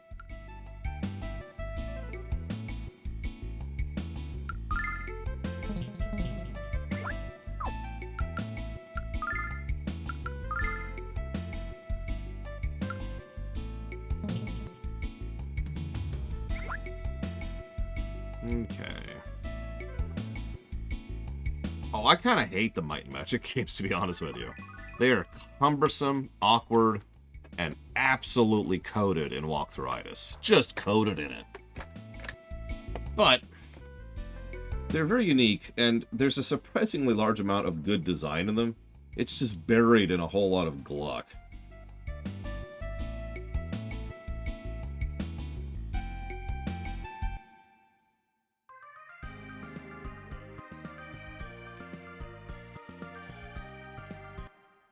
Yeah, exactly. You're a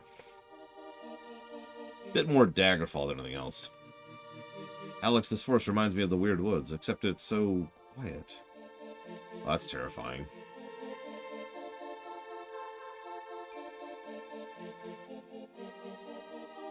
And there's enemy encounters, so you lied to me.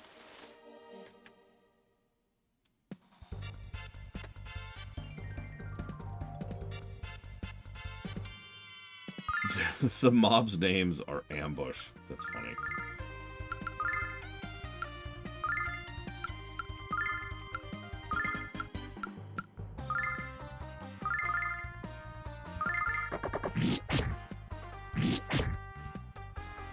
Check this out.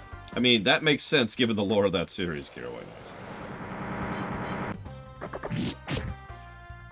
knows. Dark Messiah was quite amusing, I'm not gonna lie. But yeah, different timeline and everything.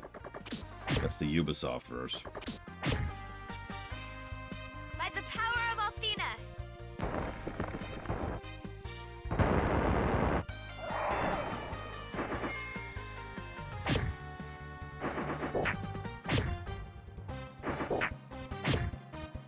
Jessica's dead. I just bought new armor.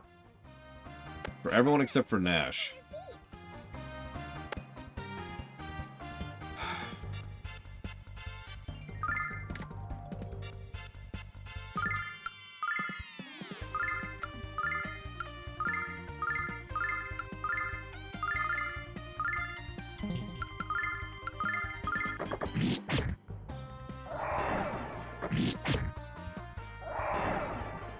Check this out.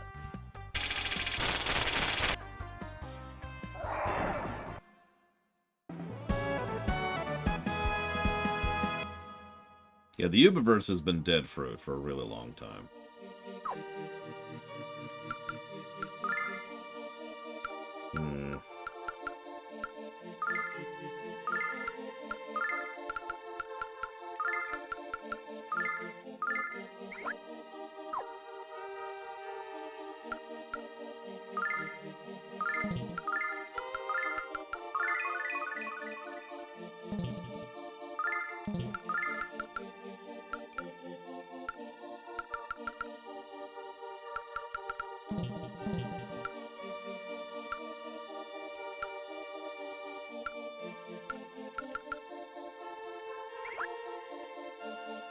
I mean, a modern Dark Messiah with, you know, modern game design concepts, as in good ones, that would be neat.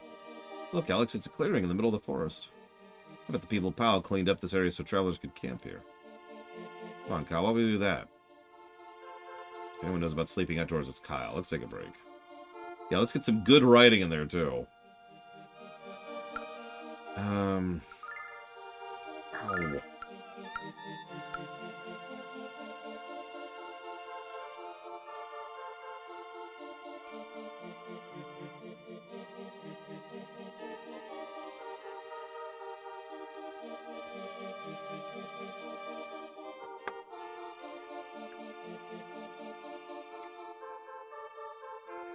I got lambasted for saying that, Kira White Noise.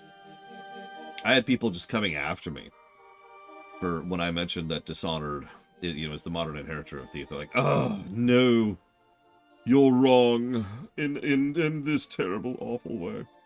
Yes, get some good rest, Crazy Nurse.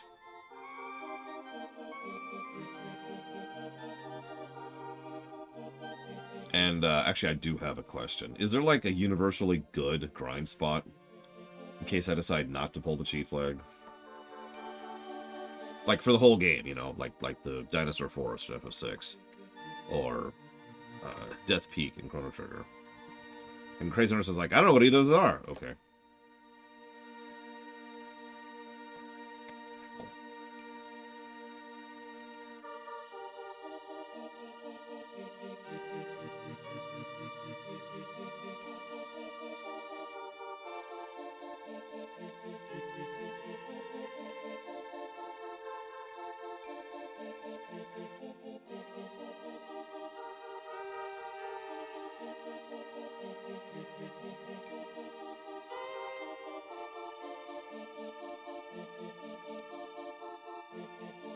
Damn it, Cletus. Who the hell's Cletus?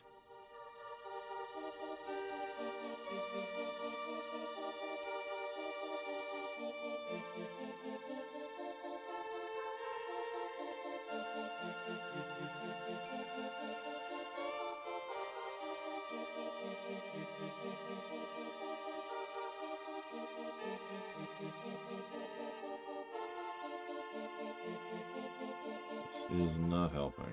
So I was trying to look something up. Kind of failing at it.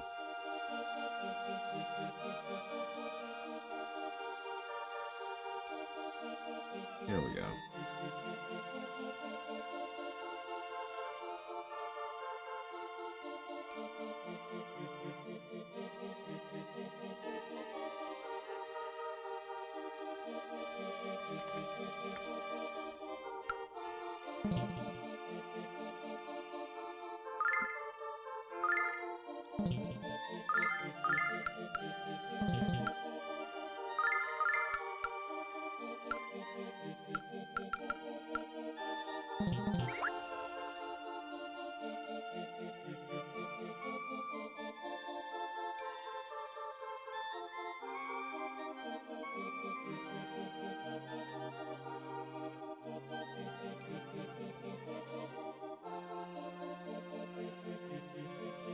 Oh, Witcher 3, no question, Colby. What? Crazy Norse? No, I was thinking more like to level, 40 or 50, not 99. I feel like I got the X's close, but there's nothing here. And again, maybe it's just gas from last night's Fiberito surprise. Okay. We couldn't find the X in the daytime. There's no way we could find it in the dark. Be a little louder. Maybe the monster didn't hear you. Alex, let's go back to the campsite, please. Alright, alright.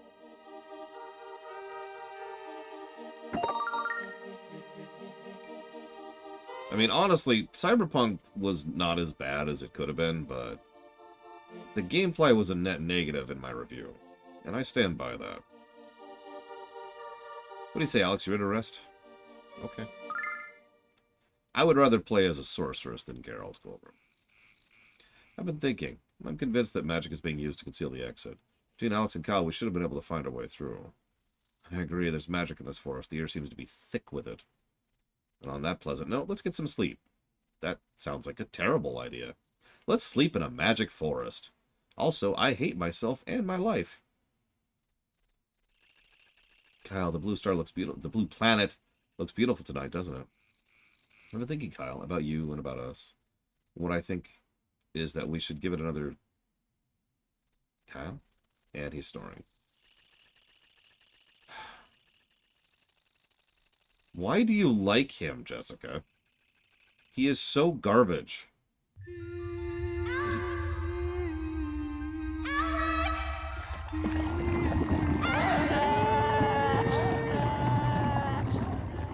Okay. Luna. That, okay. Never have enough fish. Who's there? Oh, Alex. Alex, what's the matter? Yeah, okay, I'm out. Where's breakfast? God. Why have you trespassed with the sacred force of the prayer tribe? Identify yourself at once. My name's Alex. My friends and I are looking for a man by the name of Tempest. How dare you use the name of our chief to aid your deception? Wait. The necklace you possess is the Black Dragon pendant, and if our leaders entrusted you with it, then he obviously considers you friends. You're now friends of the entire tribe. Yeah, that's tribalism in a nutshell. Kyle, weren't you sleeping? Not at all, just trying to surprise him. I'm not as ignorant as you think I am, Jess. Yes, you are. Wait, just one more fish. Get up, furball. Plains tribe. All our rules are dumb. I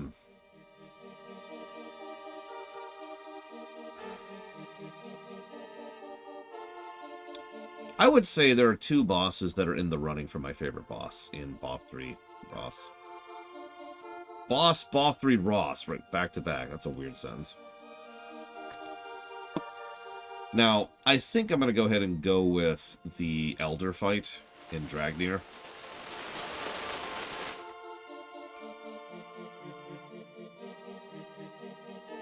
Which is a mean, brutal, fun fight, which is relatively fair. It also goes out of its way to actually give you a bit of an aid in order to make sure that the fight isn't as awful as it otherwise could have been. The bad back status effect.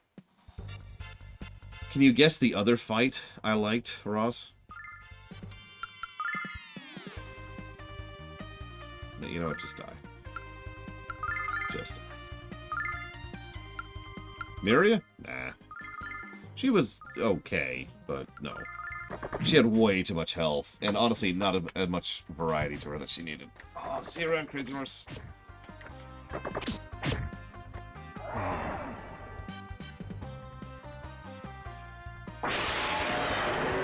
It is, in fact, Mikba. The Mikba fight is actually a pretty cool fight. If you know it's coming.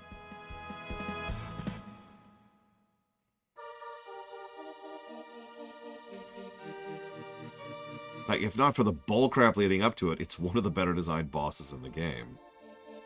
Which is sort of sad, really, but still true. Yeah, no kidding, Ross. I didn't know that either.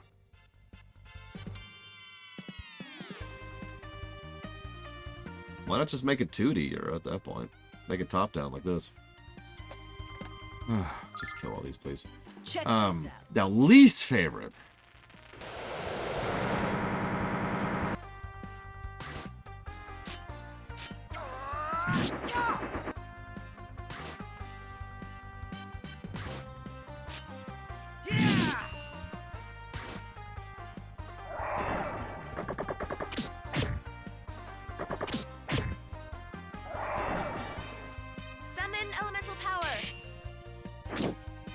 I showed a bit of virtual highlight to a friend of mine. It literally gave them a headache. It was so bad. It was so bad. Oh, it was beautifully bad. Which one was the Dode fight? The name isn't ringing a bell.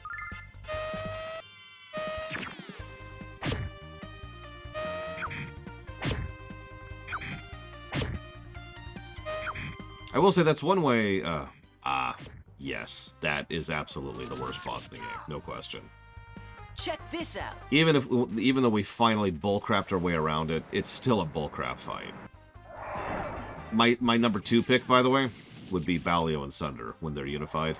Screw that fight. Screw that fight so hard.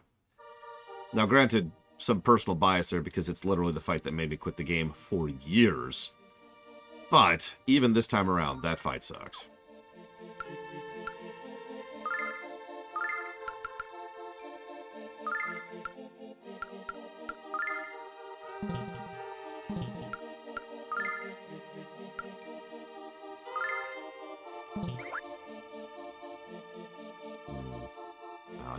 I shouldn't avoid monsters.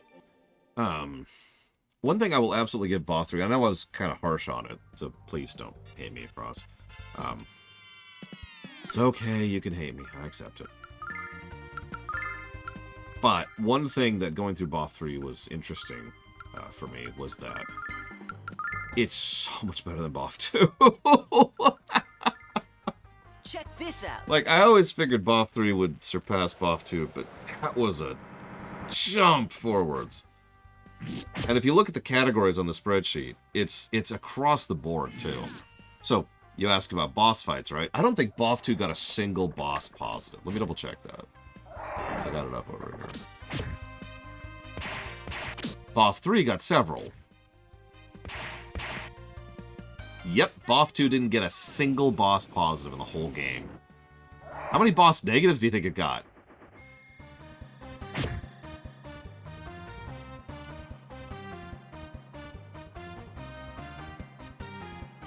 $11.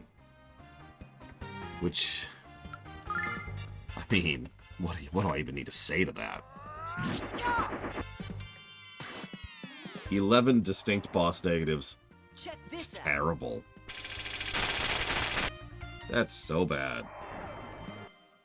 Boss 1 didn't even do that badly because most of the Boss 1 bosses were just, you know, trash with stats.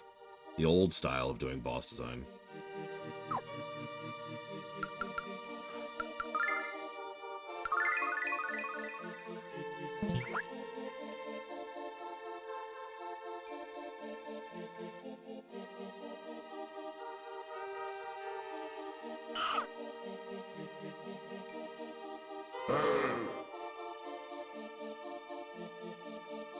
I've already been here. Where am I even going?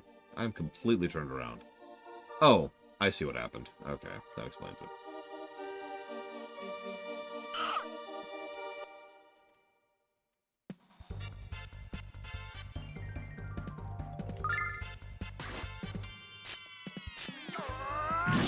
No, I didn't, Ross. Not to sound negative, but at this point I'm kind of completely ignoring all the Switch 2 rumors. But go ahead and hit me, because we got nothing else to talk about right now, because, you know, just kind of pushing through some trash here. Just like shoving through the trash. Summon elemental power.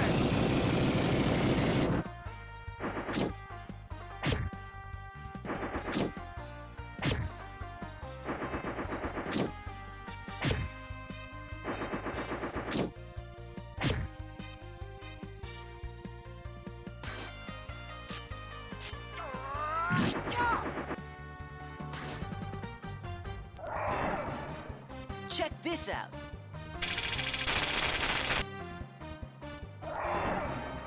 Althena, lend me your power.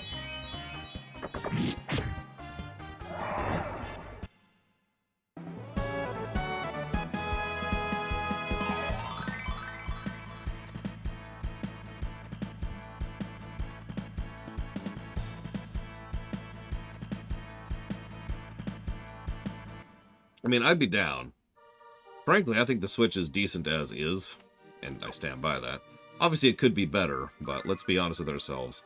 Most of the performance problems on the Switch tend to be related to very specific ports, or developers who have no idea what they're doing.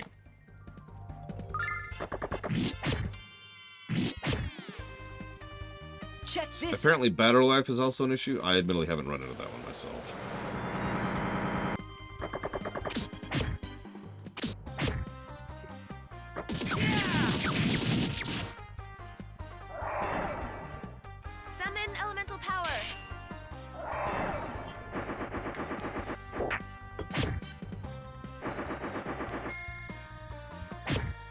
Good night, Nerzes.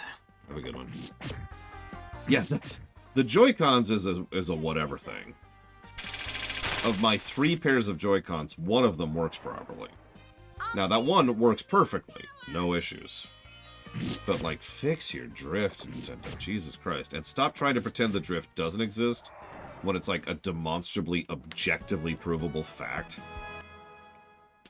Like, we can physically open up a Joy-Con and point to the thing that is causing the drift physically. God, Nintendo. It's doubly frustrating for me because the Joy-Cons are my favorite controller ever. And it's so frustrating that they're so low quality. They could be so much better. If they, I mean, it's not like they're cheap either.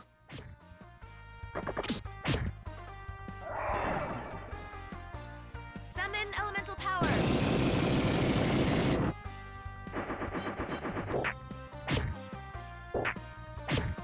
That's true, TSB. Good night, 040. Have a good one.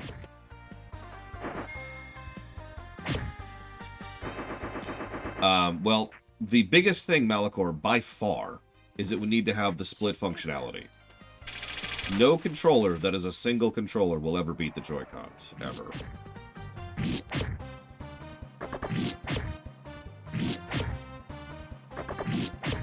I mean, if that was going to be true, then I'm holding it right now. Summon elemental power. So, first thing I could picture with upgraded Joy-Cons is the obvious. Just increase the overall quality of the manufacturing. Probably increase the price, but I don't mind paying for quality. I never have. So, solid or plastic, better rubber things underneath to prevent the drift thing, better face button connections. You get it, right? Just generally improve the overall quality of the materials and the construction. Point number 1. Point number 2, give us more variety to them. Lots of people have lots of different hand sizes and lots of different preferences with regards to button layout and stuff like that. So, like, the Joy-Cons, I think, do the diagonal. Yeah, I can look at it right now. They do the diagonal analog thing. Offer an option to do the lateral analog thing.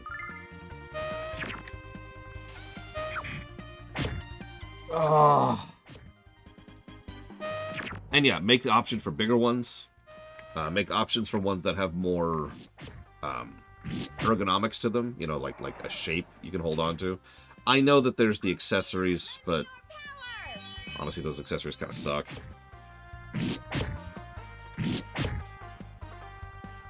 Summon elemental power.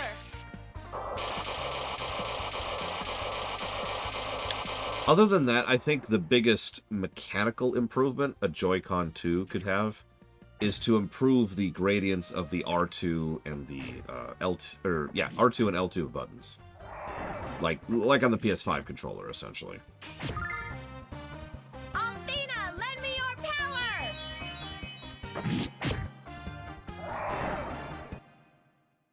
Or the PS4 or the PS3.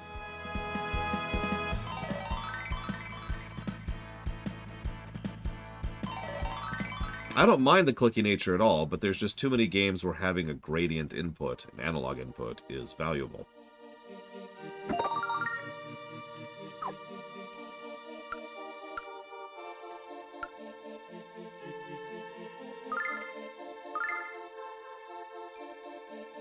Dusky defense.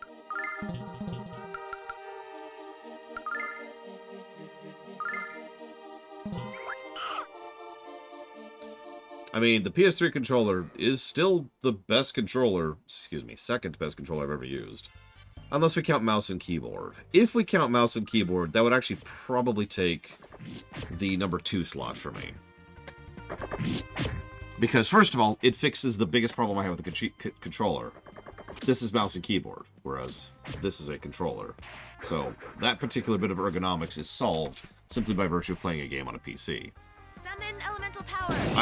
I mean, it's also a keyboard. Do you know how many hundreds of types and shapes and styles of keyboards there are? So, Remember, I just mentioned it would be nice to customize the Joy-Con?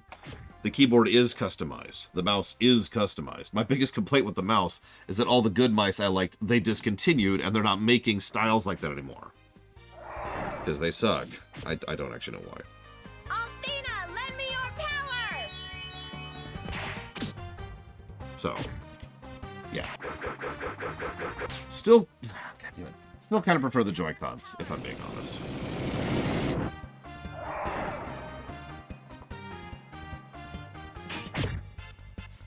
Althena, lend me your power!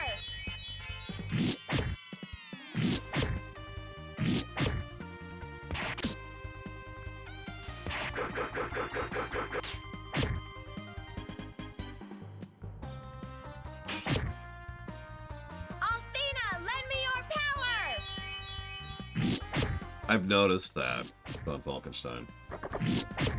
Like the really jagged, edgy-looking ones, just...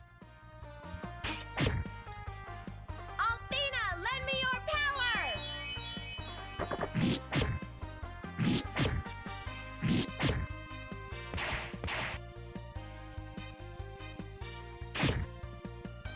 Althena, lend me your power!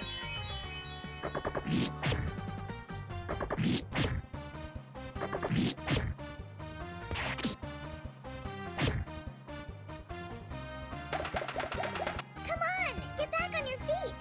See, what amuses me is I think there's been a big push to make the mice more cool-looking. And I know I'm alien, but I don't give a damn what my mouse looks like because I'm not looking at it. I'm never looking at it unless I'm not using it.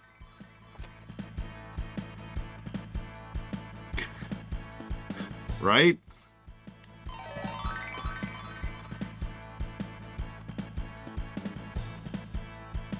I don't know, maybe I'm the weirdo here. See, I have big hands, so I do prefer large mice whenever available.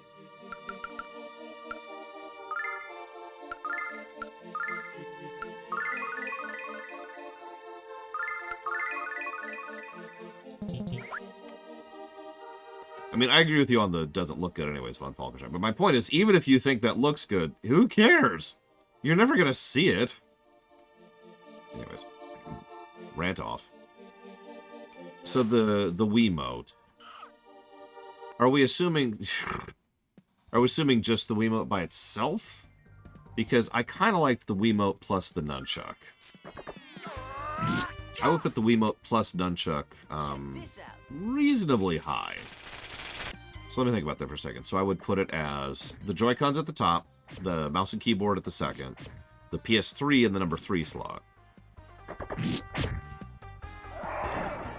And then I think I would probably do the Wii U controller. And I know I'm weird for that, and I don't care. The Wii U controller is legit. And after the Wii U controller, I'd probably put the Wii controller if, and only if, it is Joy-Con plus Nunchuck.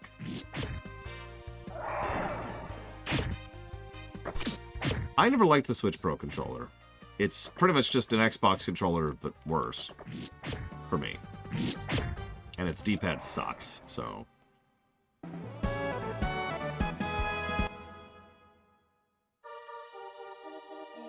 I mean, the Wiimote does have a lot of add-ons, that's very true. It's significant to mention that as relevant, though. Because the Wiimote on its side, when you've just got the controller like this, is one of my least favorite controllers. It's towards the very bottom of the list. Not as far down as the actual bottom, that's the NES controller, but still very far down. Oh, and I should mention, even though I call the NES controller the worst controller, that's only counting controllers that, you know, aren't garbage. The NES controller is at least functional and, you know, fine. Yeah, I've actually used a Jaguar controller, as I'm fond of saying. It is exactly as terrible as it looks. But nobody cares. I'm in elemental power.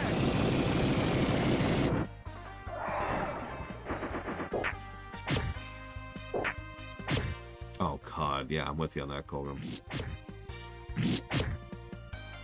Althena, lend me your power!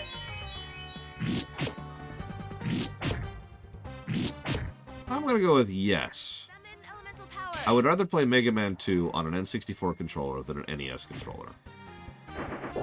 And yeah, the Power Glove, which I actually owned, by the way, and then sold because it was crap, is also crap, but it's also not relevant. It's like asking me how the Virtual Boy controller is. Who cares? I did not have a Super Scope, but a friend of mine did.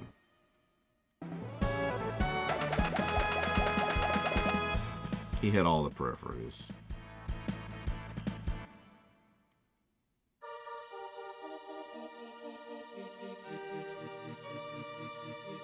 I mean, I can't say anything. I've had pretty good experiences playing flight sim games with this controller, the PS3 controller.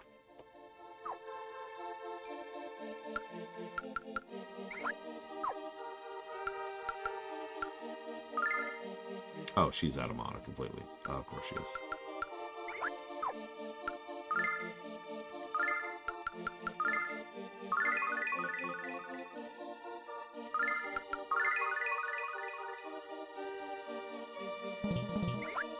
Imagine something that's so light you barely feel like you're holding it, TSB. Like, it was such cheap plastic. You know what I mean? You know that sensation. Favorite button setup between the Game Boy, GBA, SP, DS, and 3DS? It's actually a tough one. I would probably go with the DS. I loved my SP, but I just like having the X and Y buttons. It's weird going back and playing a lot of GBA games that are designed around having an X and a Y button, and so they just put them on L and R, you know? You're probably thinking, well, why not the 3DS then? The 3DS has one significant flaw to its control, and that's the analog. The 3DS's analog kinda sucks. The PSP's was much better.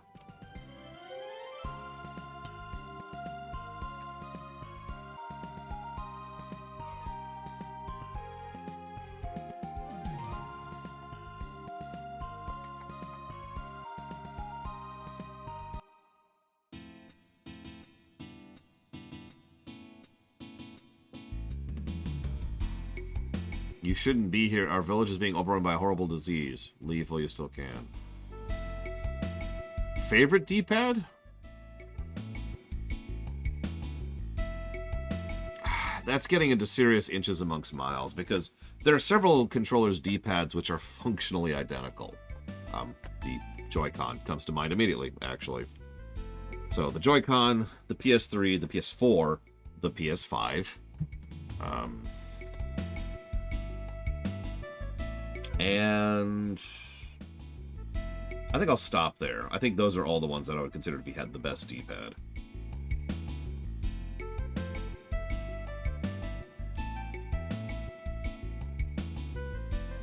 So many sick people in the village, there aren't enough blankets for them all. So we're working fast to make more. People of Powell have always had a special relationship with the wild horses of the prairie. I'm using strands of horsehair to make this blanket. It's almost like to say we need the horses like fish need water. Or like Null needs fish. Fish isn't the only thing I eat, Jessica. It's just my favorite thing. Thanks, Null. Appreciate you. Yeah, do you have a statue of the goddess? Because you probably don't. Oh, you do. Yay.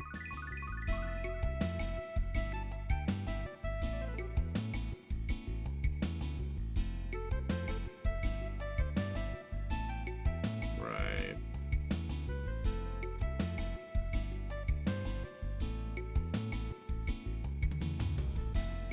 Yep, nomads.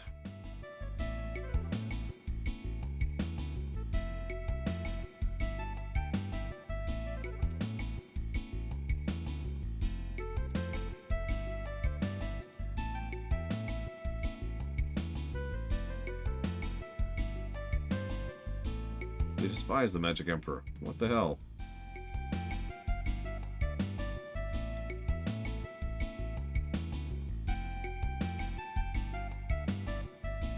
Yep, so they are magically cursed. Pretty lady will be kidnapped by a man in big armor.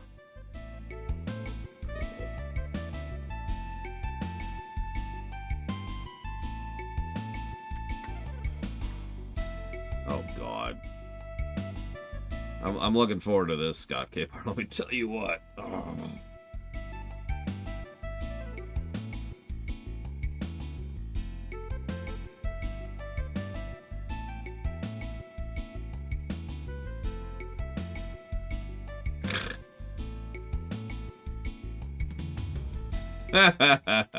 Don't worry, Kyle. We'll figure out a way to make you strong.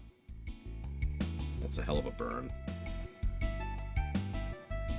Alright, anybody want to guess what kind of death count we're about to have?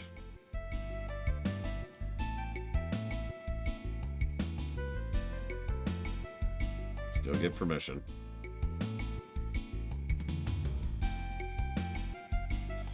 The village singer was kidnapped by the Vile Tribe.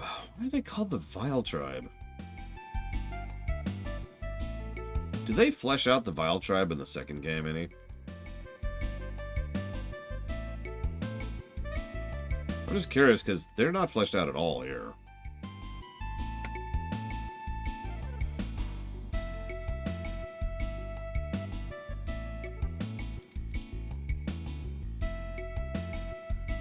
Alex, welcome to POW, home of the Prairie Tribe. Yeah, party wipes, party wipes. Deaths will have a lot more than that. You're the first person to make us feel welcome. We noticed the necklace you gave Alex was a carving of the Black Dragon.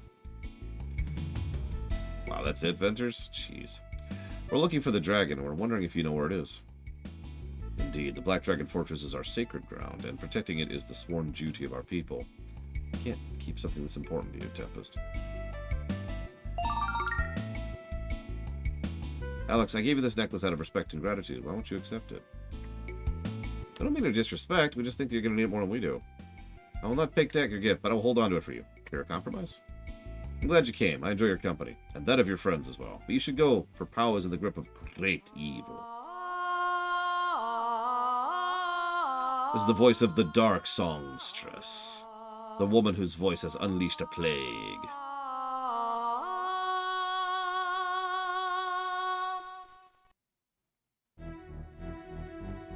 Kyle, I don't feel... am I about to lose my freaking healer? Very funny, Jess. You better get up before I decide to tickle you to death. Jess? Jess! And my mage.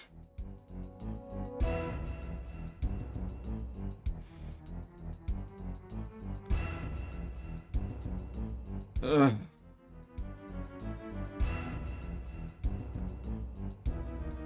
And Fresca has fallen over.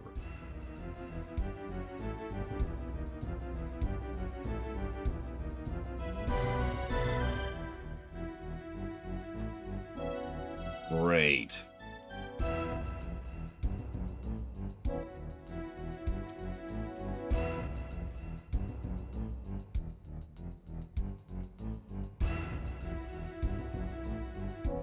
You know, removing a party member temporarily is actually a very strong tool in the kit of a developer when it comes to games like this. But, and I've said this many times because a lot of games like to pull this trick, you really have to design the upcoming sequence to actually be designed around the fact that you've lost that party member. It has to be designed for the party you're sending into it, right? Or yeah, it has to give you some other kind of tools to deal with the fact that you're missing someone. The fact that I just lost my only healer, I guarantee you they have not designed the upcoming thing with this in mind. I guarantee it. I guarantee we're about to just face mulch.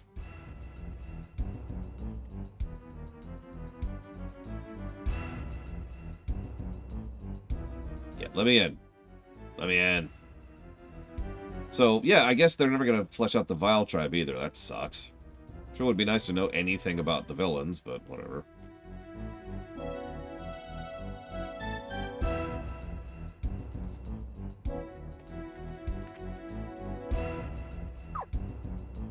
Well, we have a bunch of nuts. That's going to have to do. I've been buying those pretty regularly because I have been taking this seriously, and I've been getting my ass handed to me.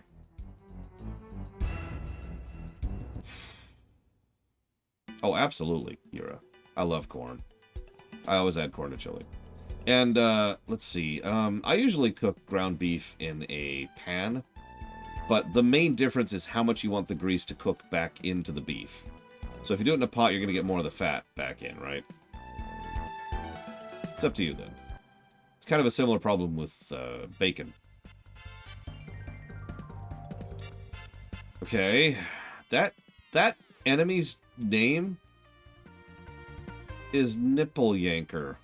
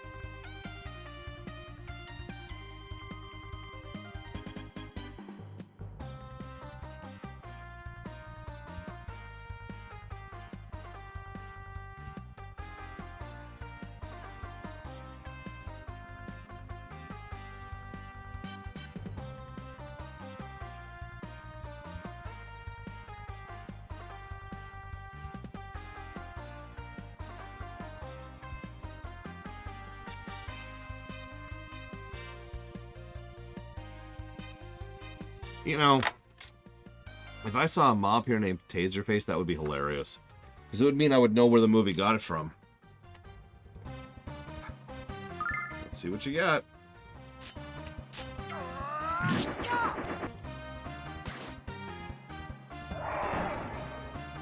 Check this out.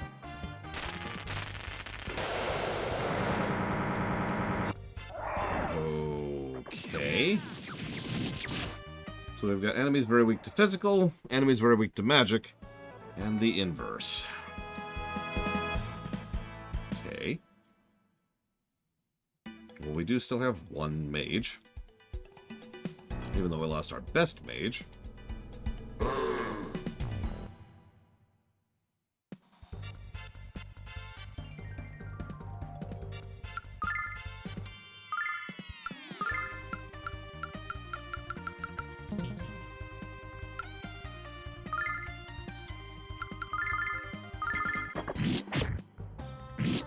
Yeah, notice they drop healing items. That's nice.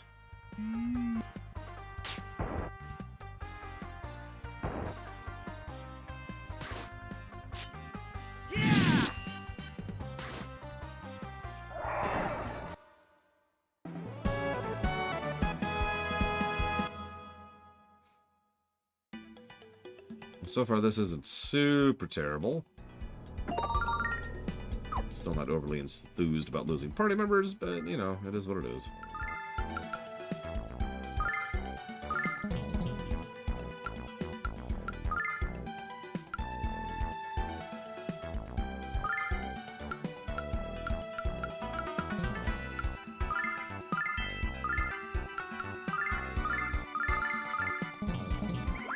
Yeah, mana items would be really nice, but we can't be greedy.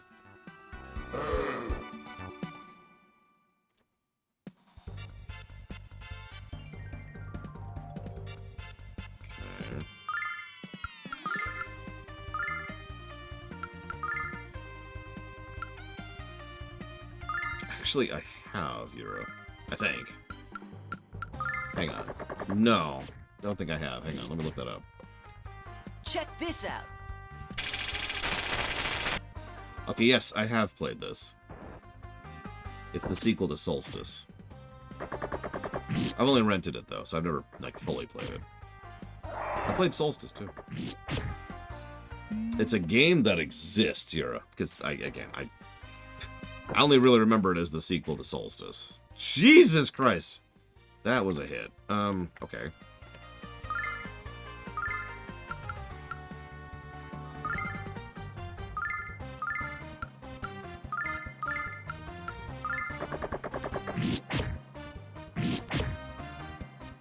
Check this out.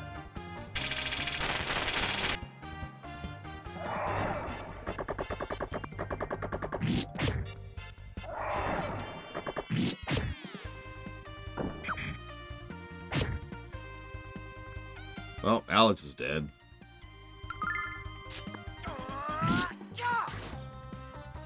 Check this out.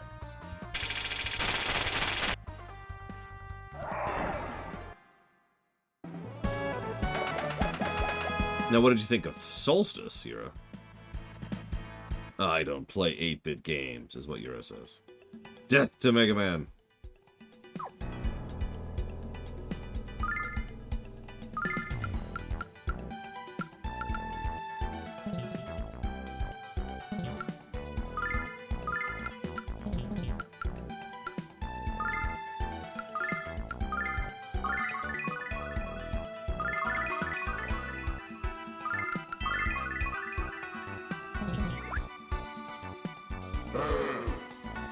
You know, I just realized I'm also losing levels on, you know, my healer and my mage.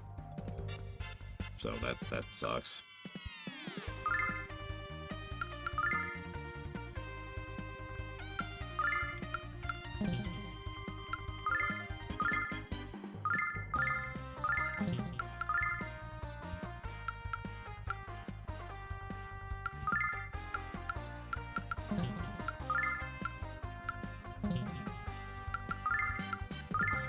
Check this out.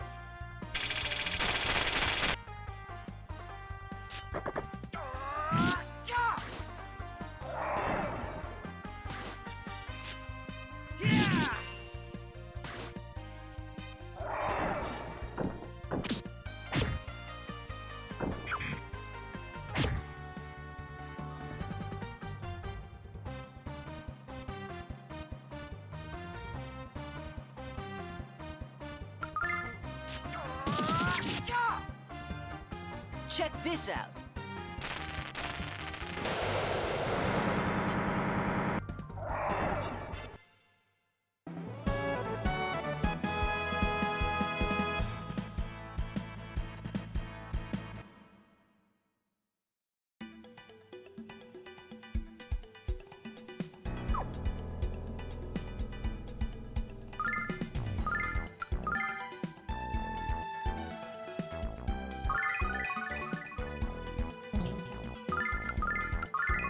I was actually thinking, because someone mentioned that BoF 2 is one of the worst walkthrough-itis games they've ever played.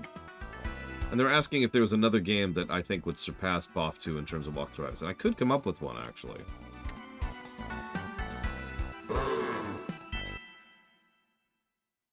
Any guesses before I tell you? Other than Lufia 1.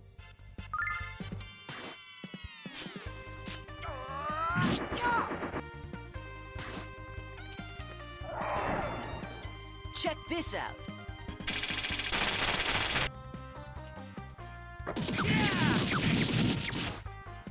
I suppose it's kind of a debatable thing, but, no, my answer is Zack Taft. Check this out.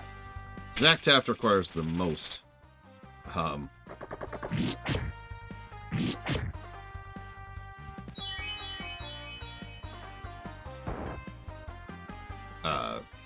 walkthrough-itis character I've ever seen. Remember, you can put that towards 3 things, Zack Taft. But either way, thank you for being part of the show. No, my answer is actually another NES game called Mylon's Secret Castle. Bonus points if you've ever even heard of it. I actually played it back in the day. And never beat it, of course, because that game is stupid. But it's kind of infamous, simply by virtue of being an extremely obscure game. Like, that's its whole shtick, is it's so absolutely terribly obscure that it's designed to be bonkers stupid to get through. Like, you're just supposed to try every random thing in order to figure it out, and that's how they like it, right? That's what they want, is they want a terrible game with walkthroughitis, just top to bottom.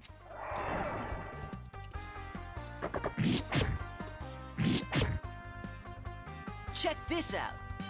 So, Marvel Ultimate Alliance 3, Resident Evil Block, and Resident Evil Revelations. You got it, Zach. Thank you.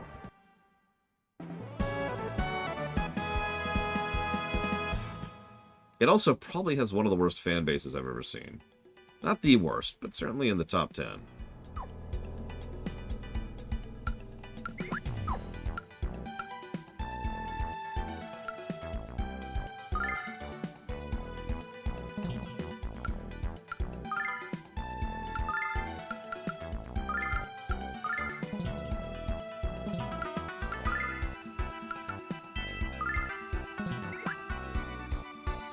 I'm actually excited about the NES block. It's going to be funny slamming through games that quickly. And also, well, let's be honest, most of those games are not going to review super well. We're probably going to see some averaging out of some of the scores after the NES block, because holy crap. Check this out. I'm not really surprised by it, but every now and again I am a little surprised that certain specific games don't really get a lot of funding.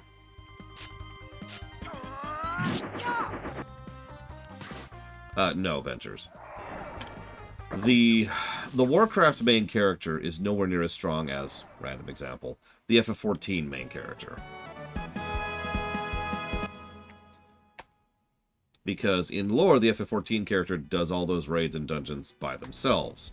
Whereas in lore, the World of Warcraft character does it as part of a group, since WoW and Warcraft has always been about the army, right? Nevertheless, you're pretty freaking strong. You're kind of a death machine. In lore. Oh, I have no idea, Trax. You tell me. You're the expert.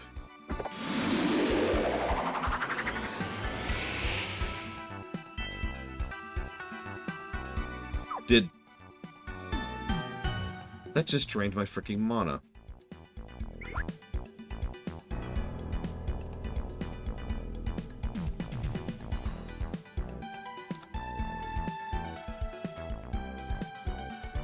Top 3 worst fandoms, in my opinion.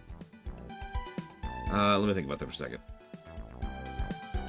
Tempest! You made it. Your timing's perfect. I've never seen monsters like these within the walls of the Black Dragon Fortress. This holy sanctum has been desecrated by the Black Songstress. And by Galleon. That evil slug slime trails all over this place. You're right. Now we have to just find him. That's actually a good question. But no, it was just top 3 worst fandoms, regardless of where it is. I'm going to use save feature then, if they're going to pull that kind of bull crap. So, top 3 worst fandoms. Sonic.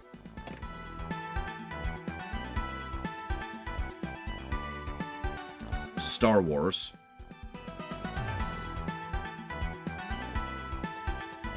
And Dark Souls. I think that's going to be my pick.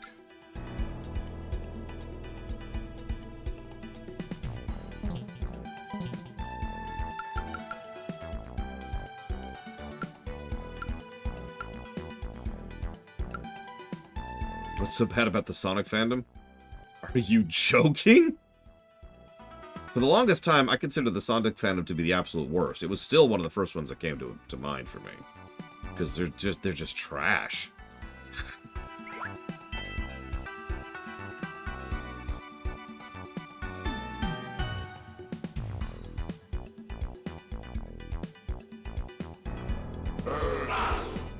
Now, I was also considering a couple of other ones, because I've seen some toxic people in a lot of categories, but no, I think those are the ones that are actually terrible.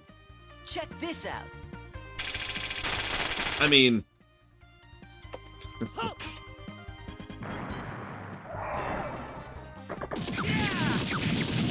Wars is so much worse than Shrek. Probably at least in part because it has much more popular appeal, and therefore more people who are a part of it.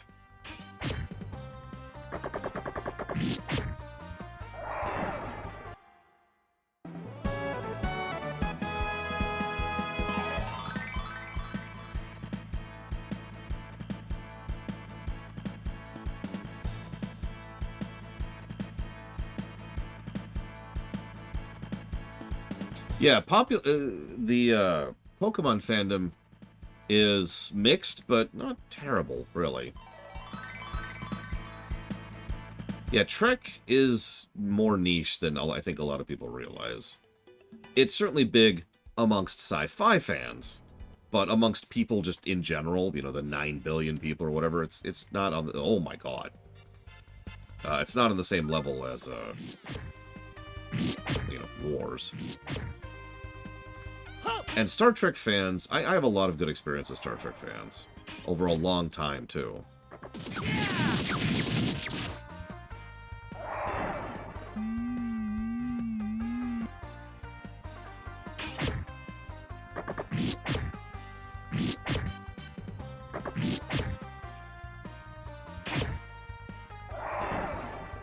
Speaking of which, the sequel trilogy sucks! Okay, there we go.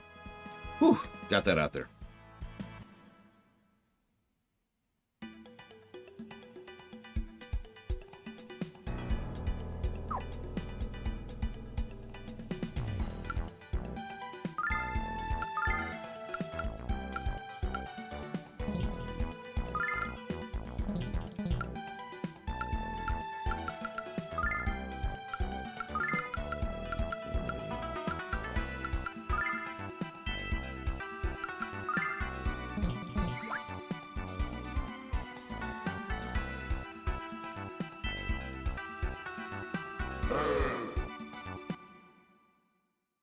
I mean, in all honesty, when I do the Star Wars review series, finally, some year, I was actually hoping to do it during this long dark, and then I just spent an extra 2 weeks making the RFF2 video, so whatever. But anyways, whenever I finally sit down to do that, I'm actually really curious how the sequel trilogy is going to score. I think it's going to score really badly on the story axis, and pretty decently on the gameplay axis. I think that's where that's going to be.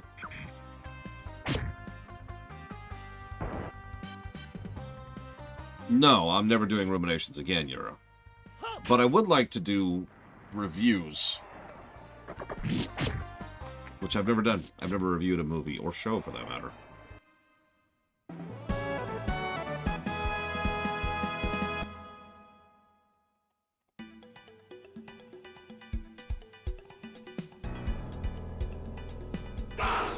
I will admit the original trilogy certainly has a lot of issues with it. Like a lot. But no, they're solid movies even now. And that is what it is.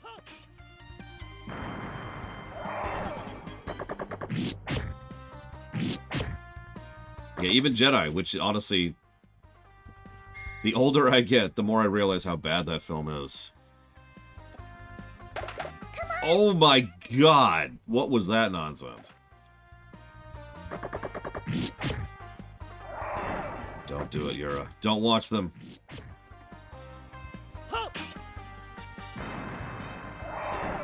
Don't watch them, and don't watch me. Home Alone. Then I would call you insane, Ross. Mad, crazed, lunatical, and completely typical, because a lot of people prefer Return. Yeah, no, that's why we saved.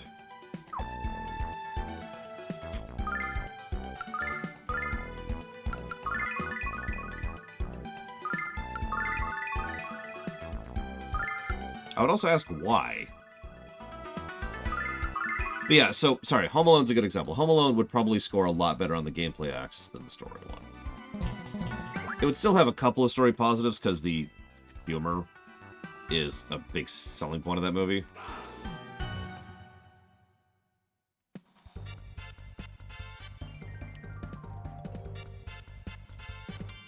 I mean, like I said, I know plenty of people who prefer Return. No judgment. When I was a kid, I preferred Return, but I can tell you why. It's because I really liked the Battle of Endor. Now, that sounds almost insulting, I'm sure, and that's... Jesus Christ! And that is honestly kind of insulting. Not to the movie, but to me. I've actually told this story before, but I'm not sure anybody's ever really processed what it means. when I say that the first time I ever realized I could enjoy a story in something was in Final Fantasy IV. That's 1992.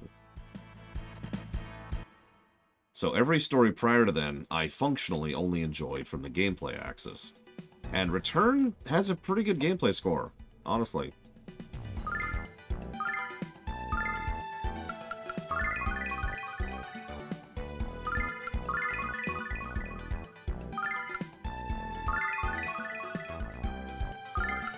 And we're almost out of healing items already. I might need to stop fighting everything as we go here. In fact, what's our levels at? Yeah, we're nowhere near a level, so maybe we should just start dodging mobs.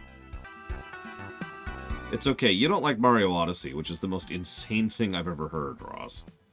So, there's literally nothing else you can say that will surprise me at this point.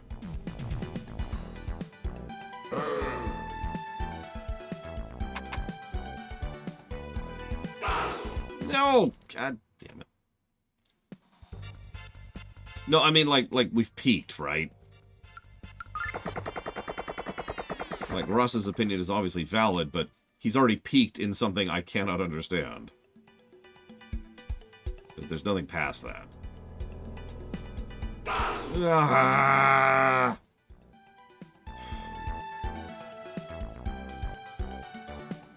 Prove you wrong. I mean, when we get to the review, if we get to the review.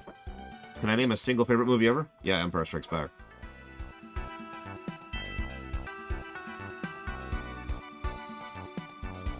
I'm not joking. Empire Strikes Back is, in my opinion, one of the best films ever made. And I mean that with genuine sincerity. Not because it's Star Wars, not because it's sci-fi, not because I'm some low-level idiot trash who doesn't actually like proper cinema, but because it's a really goddamned good film.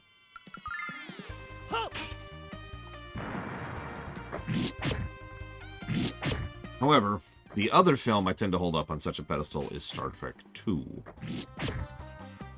And that's another thing that I get insulted for a lot. Film snobs are the worst, by the way. Can I just say that? I mean, they're not. There's worse people than film snobs, but I kind of hate film snobs, you know? Speaking as someone who's been a film geek since he was like 5, I'm not a big fan of film snobs.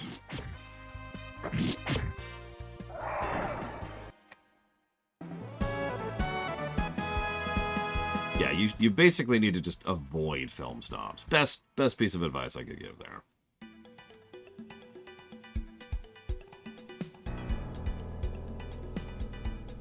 Yeah, a lot of people like Star Trek 4. In fact, a lot of people like Star Trek 4 better than the other ones because it's the best-selling Star Trek film ever. I know I've told that story before, but Star Trek 4 is literally the thing that made Star Trek successful as an overall franchise.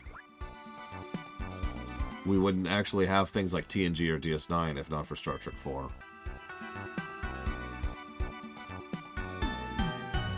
Thank you, Mr. Red.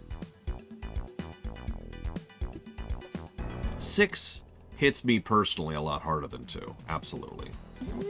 No question. But I mean 2 is a better film. It is.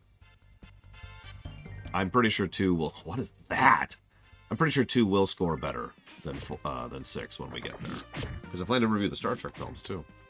But yes, 4 is the whales. Sorry. I know I tend to think in numbers. I apologize. 2 is Khan, 4 is whales, 6 is the end of the Cold War. The wall coming down in space.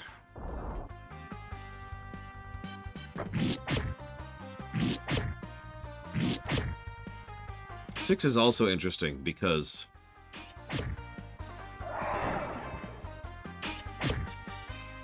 Six is dark, but it is inherently rooted in positivity, which is something that's harder to pull off than it sounds. And in my opinion, the best of Trek is stories that are dark, but are nevertheless rooted in positivity. You know, the Dragon Age Origins thing, right? Yes, the world is crap, but we're going to do our best, and we're going to make it better, and there's a lot of people who want to make it better. Oh my god, we might die here. Let's fast forward this one. Let's just see what happens. Not terrible, not terrible, not too bad. Okay, cool. I'll take it. Actually, we're fine on that one. Holy crap. Some good rolls.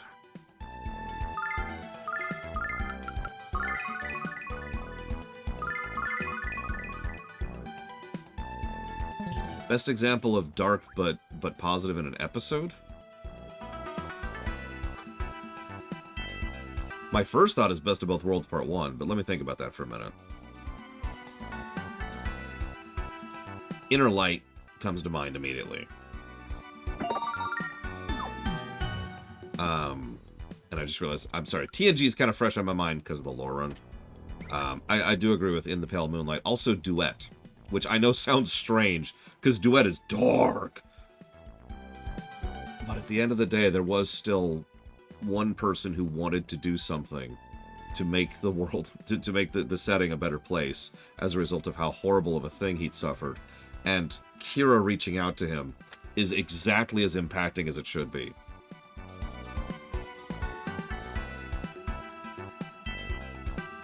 I think Voyager only really crossed the line for me once. And you know the episode when it comes to being too dark. Sorry, I thought I heard someone speaking with a deep voice. You have come! Well, thankfully I just saved. Yep, Course Oblivion. I have heard of your quest to become the Dragon Master, young Alex. I am the dragon you seek. But my physical form has been stolen by the magic of the Black Songstress. Now I exist only as a spirit. Though I am fighting her power, the songstress will soon be able to control the body she stole from me. No, that's Second Skin. Good episode, though. Von Frankenstein. She intends to use it to spread her black power to every corner of the world. Alex, you must destroy my flesh before that happens. It is only the sure way to prevent this plague from unfolding. But if your body dies, Alex can't become the Dragon Master. Don't worry, the power of my soul will always exist in my armor. Which is right here.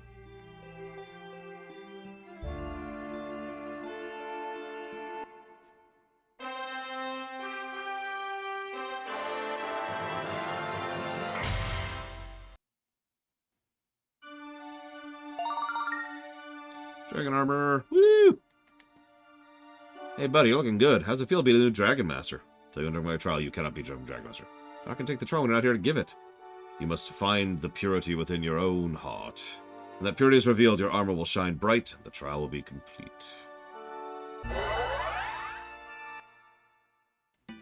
No, I agree. Course Oblivion, not counting New Trek, is probably the darkest Star Trek episode we've ever had. And honestly, as much as that is a good episode, it... You want to hear something funny, Ross? Something that I've been seeing mentioned quite a bit in during the lore run from my friend I am doing the lore run for is certain episodes that don't actually feel like Trek. Which is an opinion I'm amused by, but I find myself agreeing with them more often than not. There are occasionally episodes which are just... they're not Trek, you know? And you know what I mean by that. You know exactly what I mean by that, because it's just like... they're not even bad episodes, they're just not Trek. That's my thought.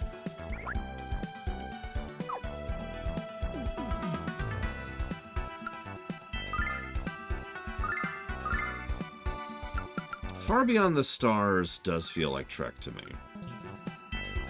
But at the same time, I haven't watched it lately, so ask me again when we get through DS9 and the lore run, I'll tell you in more definitiveness.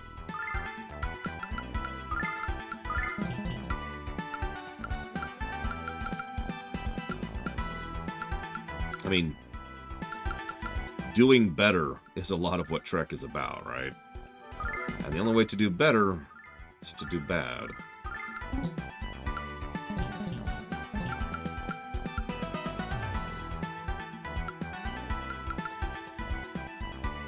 Yeah, Siege of Era 558 is actually another good example of that.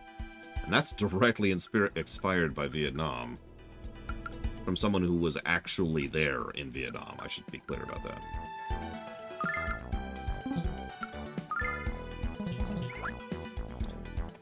Okay. But yeah, like, yeah, Tuvix does not feel like Trek. It feels like the reset button in all the wrong ways, you know? And I'm not a big fan of the reset button in general, but holy crap, that is the worst reset button. It's no wonder people have been making fun of that goddamn episode for decades afterwards. Nope. We're just gonna reload. We're just gonna straight up reload.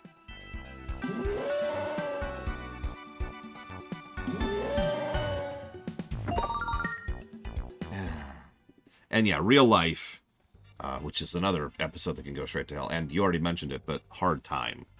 That's not Trek. I'm sorry. That's typical sci-fi. And I know that that's getting into vague, ephemeral definitions, but I stand by it. Typical sci-fi and Trek are different, and like Battlestar Galactica is typical sci-fi, to use the example there. Screw it. Ah!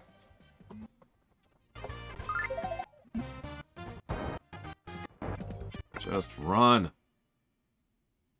Actually, I do have a VHS list, although if you're asking if I have it written out, which would be much more useful, of course. No, of course I don't. I'm ridiculous. Looks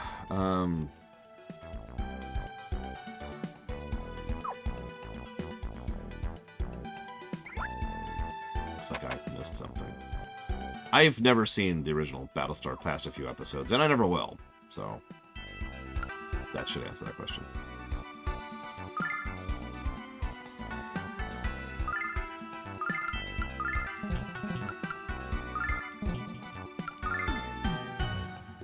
My favorite anecdote about Battlestar Galactica will always be when the network asked the writers to tone it down a little bit. And so they said, no problem. You know, we'll have our next episode include a birthday. And if you know the episode, then you know the episode.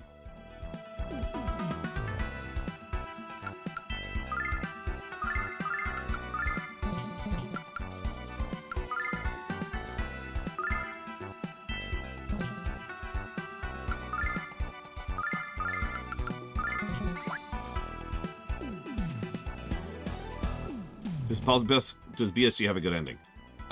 Debatable, I think is the word I'll use there. It's very debatable. It is within the realm of possibility that it has a positive ending.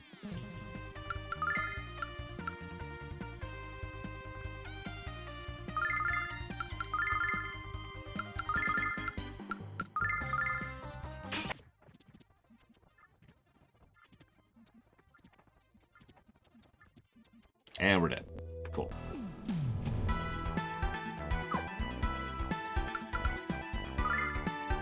We are running really dry on resources at this point.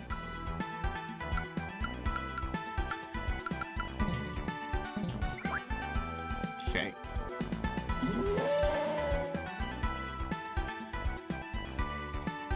Just gonna start saving every time we dodge an enemy at this point. You could put me in one of the group of people who did not like the BSG ending, but I will say, regardless of my personal opinion, I would not consider that a happy ending. More like an ending. At all. Which, I'll give you that.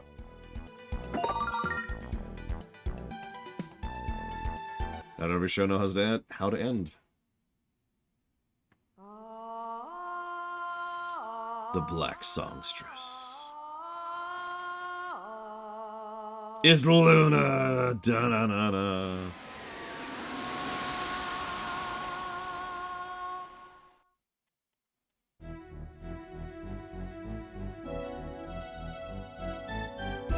Luna, run! Nope, she has the blank eyes. What's wrong with her? Come on, Alex, we have to slay this thing before it harms anyone else.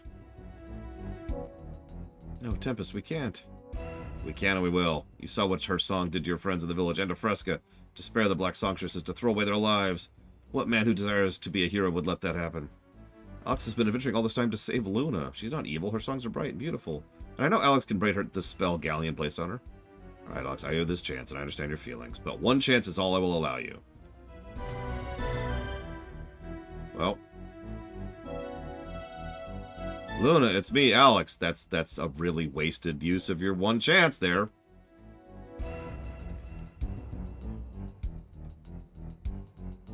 I'm thrilled you made it, boy.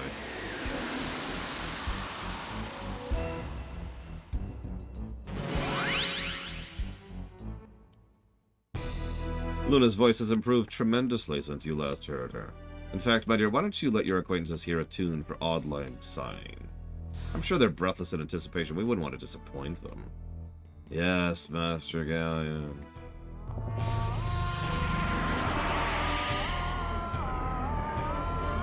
It's in my head. Ah, shut up. Kill her, Alex, or we're all dead. Luna, stop. What are you doing to us? She's mind-controlled. You idiot.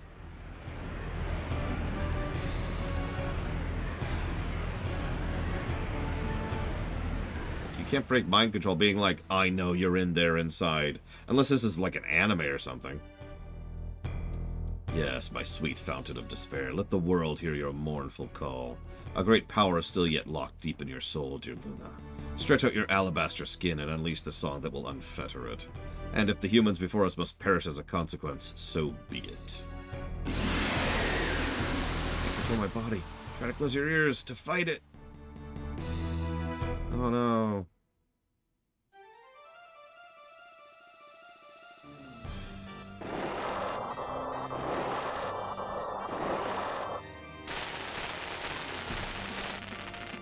And we're dead.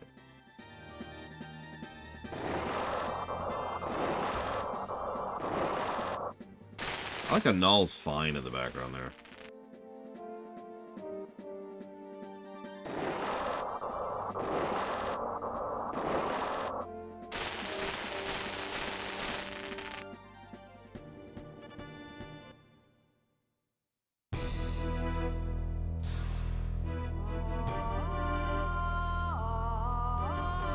We can't do anything, Alex. We're powerless against her. You know what to do.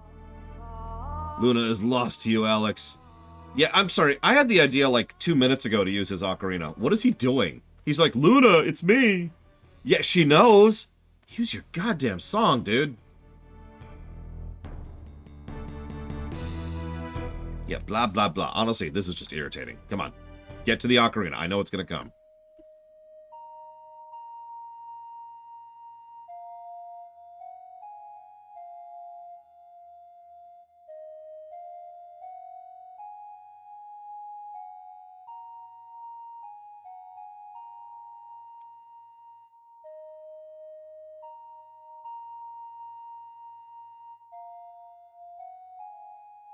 In a setting where music has literal magic, of course this would work.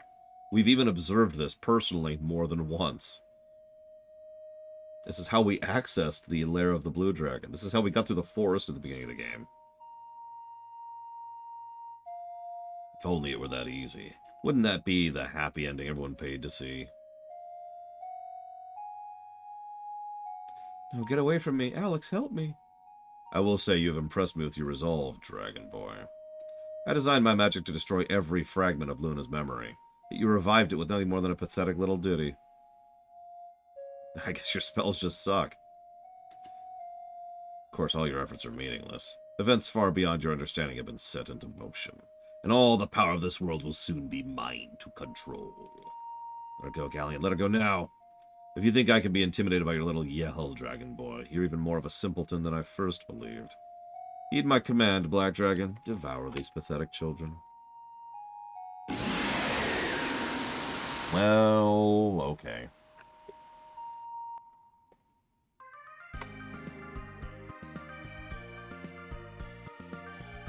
Now, back to the task at hand.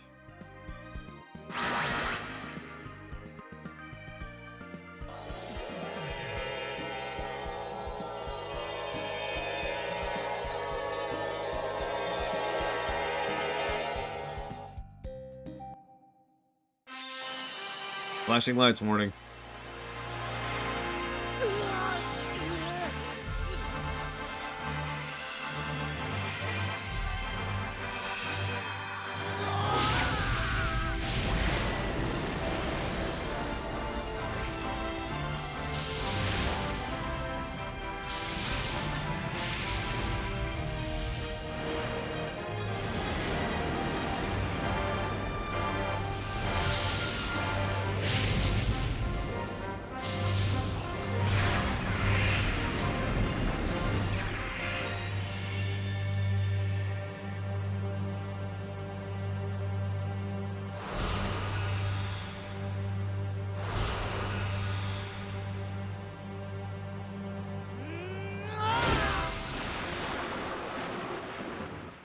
Interesting.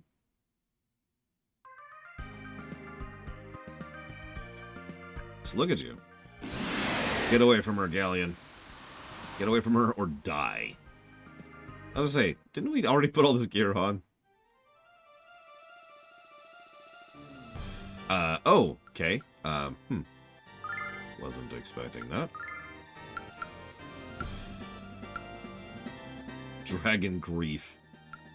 Not gonna use that, of course.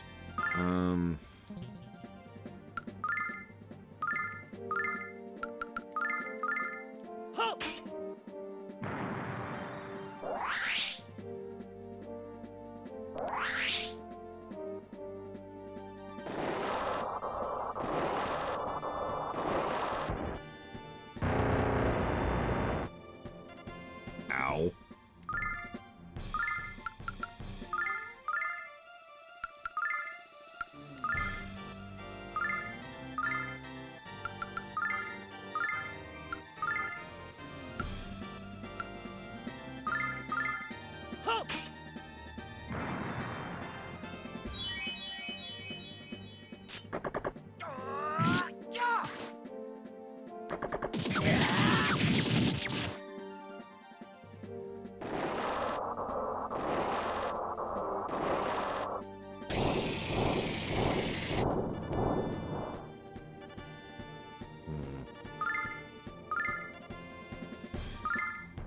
We'll do it when we're not fighting an Ultra Boss. How's that sound for Exia?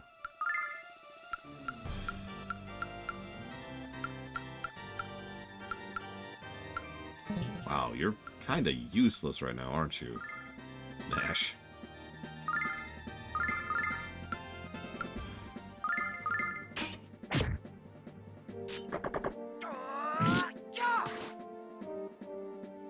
Yeah, that's what I thought.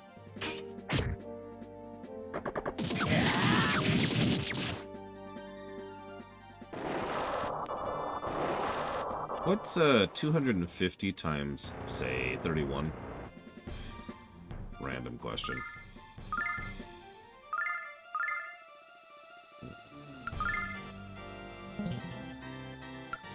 Oh. 8,000 health. God dang. Okay, on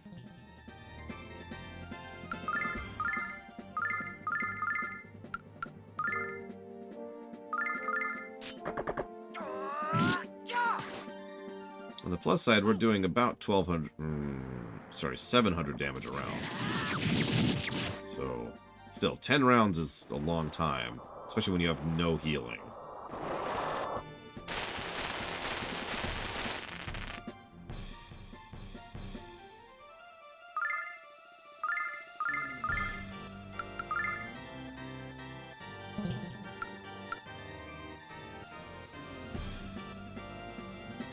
Oh god, Blue Fusion Bolt. I mean, that wouldn't even surprise me at this point.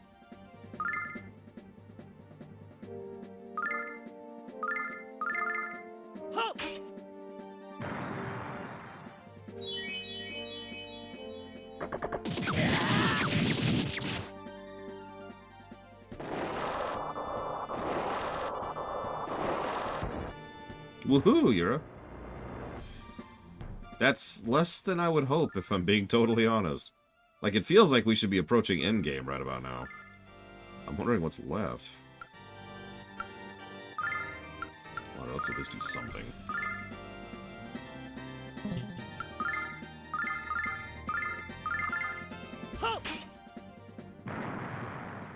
Check this out.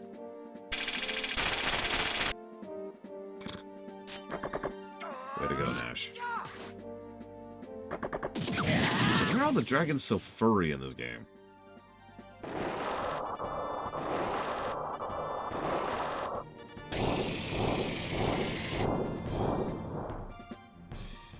Tempest is dead. Come on, get back on your feet. Tempest is alive.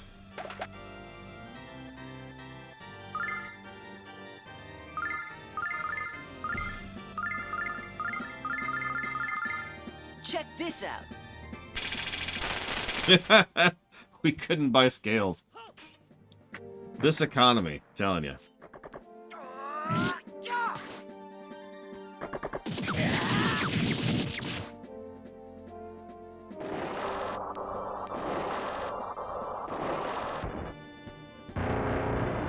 He really wants to kill Tempest. Have you noticed that? He does not like him at all. Check this out. Everybody else is slightly too useful to doing damage to stop doing damage to heal Tempest. So we're just going to let Tempest die.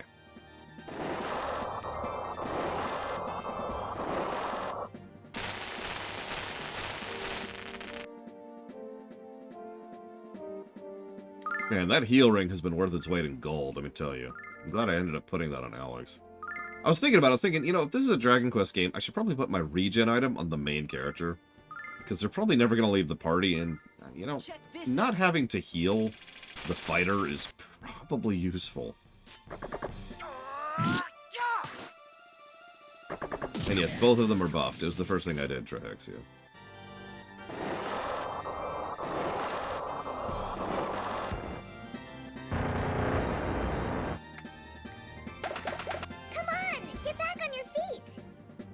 Come on, Kyle. Now, here's a question I've been wondering about for a while. Do buffs pass through death? We can find out here.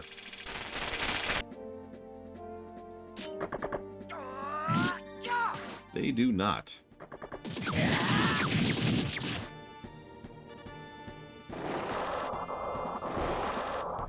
I mean, that makes sense, right? But it's always worth testing.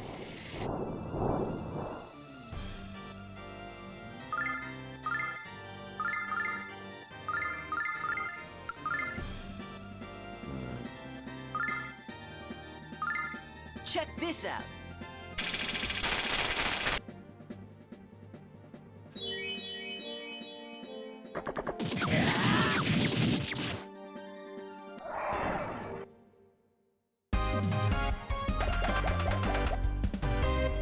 Nice.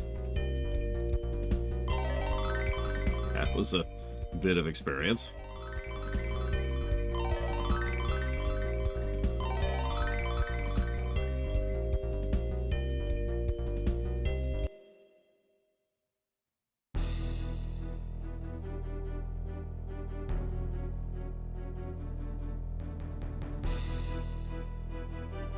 You continue to amaze. Well, perhaps that's too strong of a word.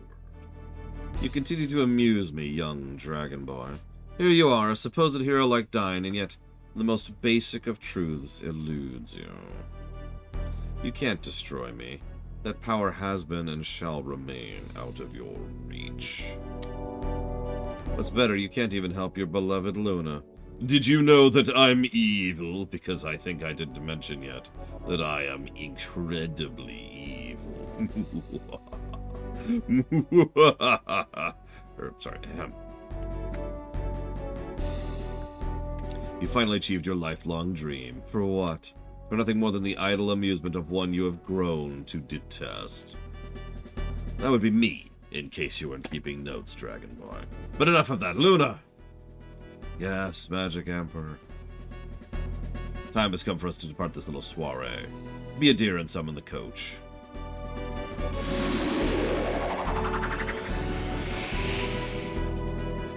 Isn't this amusing? You're the Dragon Master, yet I seem to control the dragons. Evil laughter. Or, if you prefer the meme, maniacal laugh. Maniacal laugh. If you still want Luna back, I've arranged something at the grindery. I'm confident we can work some kind of final arrangement there. Though I find your demeanor quite endearing, I'm afraid you aren't really in position to be commanding anyone at this juncture. I'm afraid you'll just have to come to us, Dragon Boy. See you at the frontier. They actually called it the grindery? Do we get lots of levels there? Just a random question.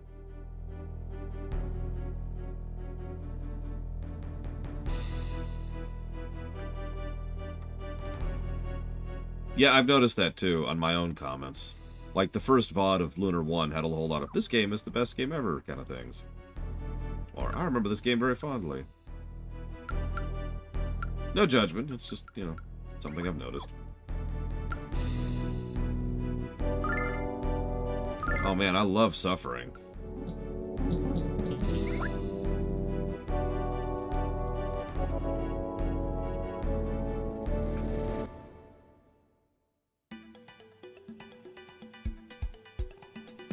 Hell, I saw that about Quest 64 era, if you can believe it.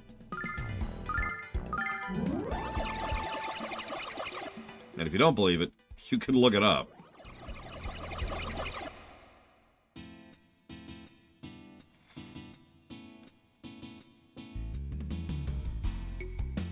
Let's see if our friends are alright. I mean, probably Trihex, yeah. Even this version isn't really what I would call terrible, it's just problematic. For example, that section wasn't the worst Sten section I've ever seen. So, cool. But it still lacked what I would call it the polish necessary to turn into a positive, so it's just a neutral. Still, better than it could have been, right? It's funny you say that, Yura. If you remember, Quest 64 is kind of legendary because I believe it's the only game I've covered, ever, to get no positives at all. It's not the worst game I've reviewed, but it's the only gross negative game. Alright. Coming to search for us, that's great. Tempest. Yeah, even DMC2 got a positive. I'm so happy you're alright. I've never been so worried. Mia, Jessica. You guys took so long we thought you might be lost in the fortress. So we were heading there to look for you. You had us so worried. Same goes for us. When I saw you collapse, I feared the worst. So what did you find in the forest? We found Alex's girlfriend, and we found out she was the Dark Songstress. No. No. Yep, it was definitely Luna, but not the Luna I know. Yeah, it's called mind control? Jesus Christ. I've seen Galleon control the minds of others during his experiments for the Guild. Forcing Luna to obey him would be all too easy. Where's Luna now? She left with Galleon and the Black Dragon to a place called the Grindery. The Frontier. It really is called the Grindery. What is this about the Frontier? I thought I might have misread it earlier, because I read fast. How have you been, Tempest? Keeping up with your archery practice? Of course, thanks to your instruction, I've become best in the prairie. And I think you were just a little brat when I first came to this village. But I'm not here to catch up on old times. I'm here to speak with Alex. Sup? Blake, have you talked to Mike? Do you know if he's going with the airship yet? Not yet, but I think he's on the verge of completion. Why don't you return to the tower and ask him yourself? I believe we're going to be flying to the frontier. We're going to be flying to Luna. I can't wait. You're a true warrior, Alex. The Magic Emperor will be no match for your strength. Dude, I don't know. I've been underleveled this whole game. Or at least underpowered. What's wrong? You don't have to worry about Might. I'm sure he'll remember you. I'm gonna stay here and have a few bowls of Palmal. It looks disgusting, but it's delicious. Besides, I think I want to go to the frontier. That's way too dangerous. Master Sword. I insist, this weapon has been passed from chief to chief for many generations. But I'm an archer, I'm a swordsman, whereas you prefer the sharp blade. Thank you, I think.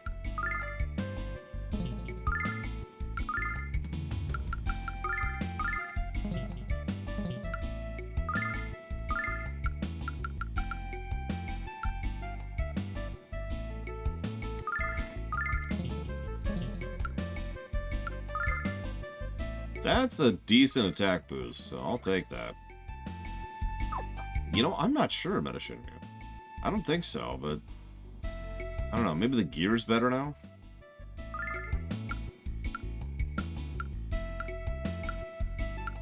I don't know.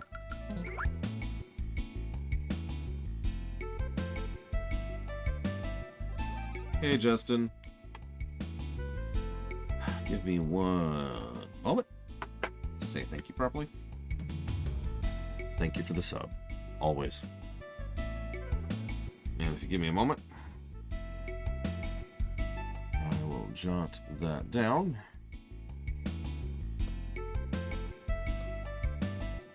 Or STO Terran Gambit. Which, I don't know if I've said this out loud, but it's actually just kind of STO at this point. So, STO in the current arc is going to be baked into the same category. I'm at the point now where I have legitimate fears that STO is either going to get much, much worse, or and or is going to be shut down soon. So I want to get that on camera before it goes, you know what I mean? Like, everything happening with them, their parent company, and their parent company is awful. And is ruining a lot of lives, and is completely having just a massive deleterious effect on the gaming industry. So, yeah, there's some patch content we didn't cover. It's still making money. That's a good question. But the problem is, STO is owned by Gearbox. That's problem number one. And problem number two is Gearbox is owned by Embracer Group. Yeah, I wouldn't spend so much as 1 penny on STO right now, and I know that's just going to make its shutdown more likely. But honestly, that's a sinking ship right now. It's a good question, actually. I would say I'm more worried about STO now than I am Tor. Nice, Mr. Red. Awesome. Tor has a chance to turn it around, depending on what the new team does. I don't think STO has a chance to turn this around, unless they get bought out by someone else, and that's pretty unlikely. Nobody gives a damn about Cryptic. And most people who are willing to buy an MMO company like Cryptic are probably interested in squeezing money out of it, not improving the company. So if someone does buy them out from under Gearbox or Embracer, they're probably going to make it worse, not better. Yeah, but think about the development cycles, Ross. All the content that's about to come out was pretty much done 3 or 4 months ago. And when did that major round of layoffs hit?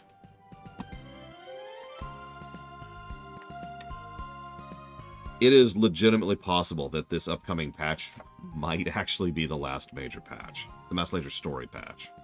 They'll probably keep releasing ships and parts and, you know, stuff you can spend money on. But actual content? Yeah, exactly, Justin. It is very likely the current story arc is the last one. And honestly, that is my legitimate prediction right now.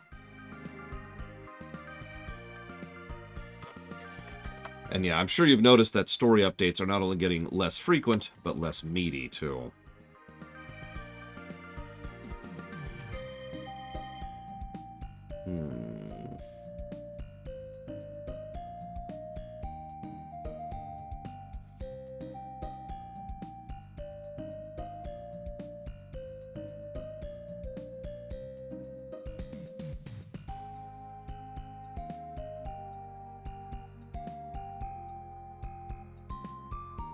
That sucks. I'm sorry, Yura.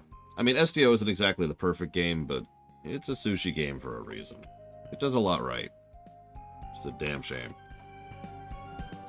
I would rather it get better than it die, but until I can take over the world, we're just gonna let it die.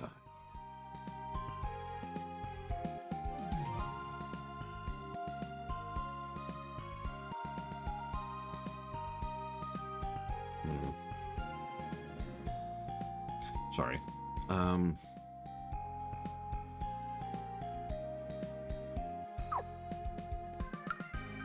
Just debating if I wanted to keep streaming, because we're technically at my cutoff point. But I have nothing calling me away, so...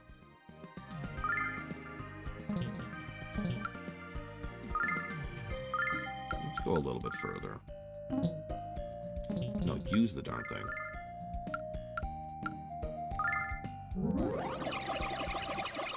Good night, Yura.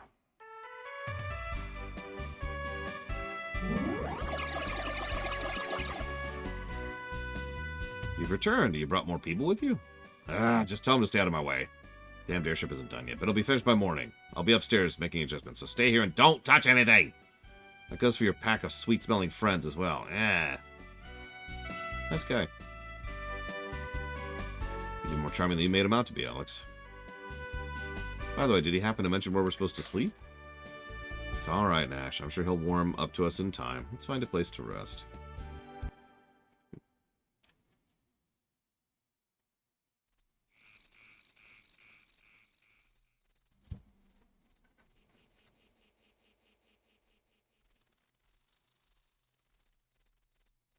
Tomorrow's the day, Jess. Tomorrow's the day we take on the baddest guy in the history of the world. So, do you think we're just going to scrape out a victory, or will we completely embarrass him? I think you're as overconfident as always, you big fool. Stop it. You're getting me all excited. What the hell?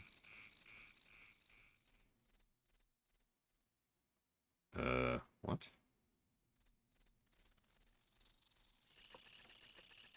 Good night, TSB. Have a good one. Kyle, what's wrong? Before you go, I have to tell you something. I have to tell you that I can hear your voice is trailing off. It's nothing. What? Come on, you can't tease me like that. Tell me. I said it's nothing. Now let me be quiet and leave me alone.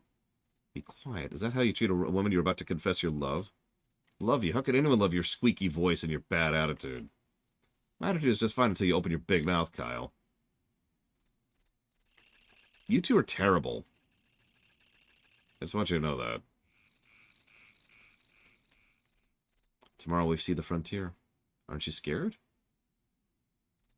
I know things you don't, Mia. I know for a fact that Galleon is immensely strong. Much stronger than you, Alex, or anyone else believes. If we choose to fight him, we're all going to die. You're probably right, and I am scared. So why are you fighting? What's the alternative? It's my duty as the next leader of the Magic Guild to protect the goddess from harm. That's right, you're the next leader of the guild. That's why you can't throw away your life like Alex and the others. Why don't you stay here? I'll fight Galleon in your name. Just don't do this. Thank you for your concern, but I'll be fine. I used to think a lot about how powerless I was. It's not true. I was born to take over the guild. I was reminded of every day of my life. The more I pondered my destiny, the more certain I was that I would never fulfill it. I knew I could never be a great leader like my mother.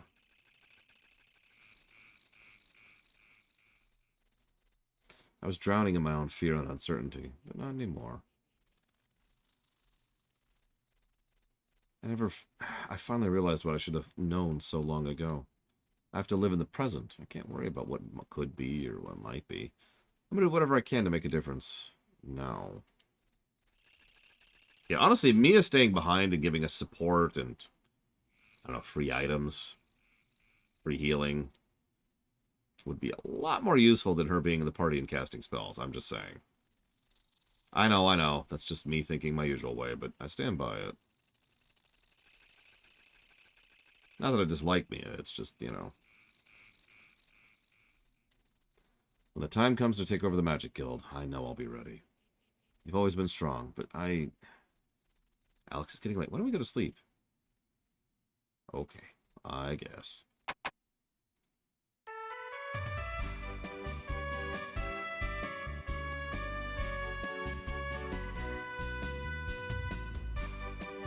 Patience, boy. Delays are temporary, but mediocrity is forever.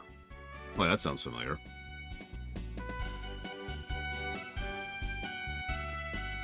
He's probably terrified, Triaxia.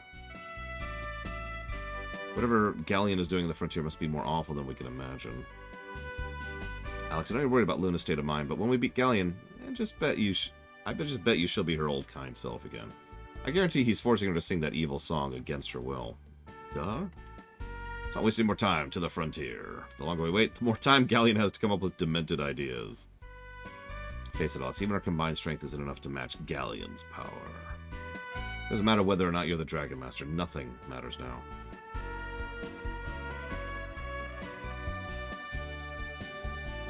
My work is done. Excellent. Let's go thrash ourselves one Magic Emperor. If we hurry, we could probably be home in time for dinner. Get cocky.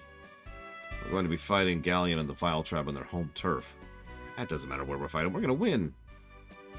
Yeah. Gosh, what's wrong? I can tell something's troubling you. We're going to fight Galleon. We're going to fight Galleon. I've never heard anything so absurd in my life. You've all seen Galleon's power, and you're deluding yourselves if you think you can beat him. If you travel the frontier, you're all going to die. Don't any of you understand that? Ash, what are you saying this? What's wrong with you? Galleon knows everything. I've been reporting to him since the beginning. What? I'm going to tear you to shreds, you little two-faced, whiny little runt. I'm not letting you go to the frontier. I won't let you throw your life away. Check this out. You've got to be kidding me.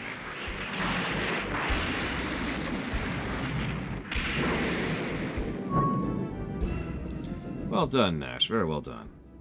I only have one question. Which one of you wants to bleed first? I'll never forgive you for this, Nash. Never. You have only yourselves to blame. You're prisoners of foolish ambition. I'm starting to feel like a bad Dr. Jones adventure. This can't be happening. Sorry, Mia. Touching, but unnecessary. You made the only rational choice. What was he thinking? What the hell's he done? He's told Galleon about everything we've done. And now he's telling Galleon we're going to the frontier. Damn brat destroyed my engine! I assure you it won't be all that easy to repair. That engine was a masterpiece. What you're saying, we can't go to the frontier? Unless you happen to know more about an engine repair than I do. Of course we don't. Who says we have to repair it at all? What do you mean? Why fix it when we can replace it? Of course we can use the engine from Shira's balloon. Shira? No, I assure you anything made by him is completely unsuitable. Sorry, old man. We don't have time to wait for you to make repairs. Let's go back to Riza and look for the balloon. No, it's fine, Andidi. It's fine, it's fine. He did it for her, don't you understand? I guess, God, I don't know. I don't know.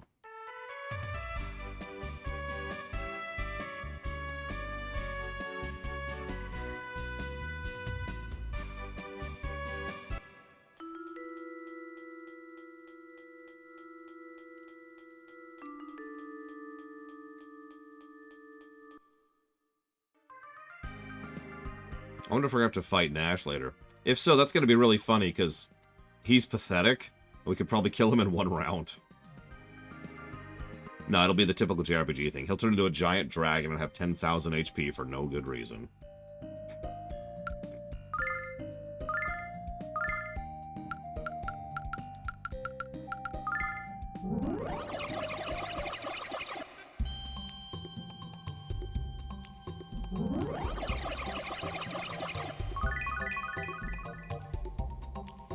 Let's do a little iteming really quick.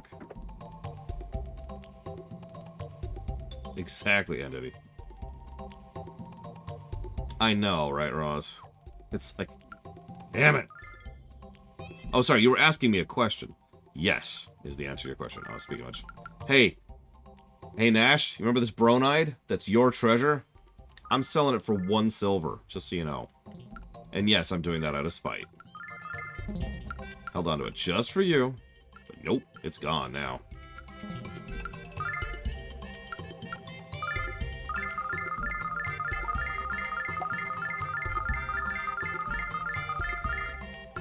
That's a lot of nuts! Points if you get it.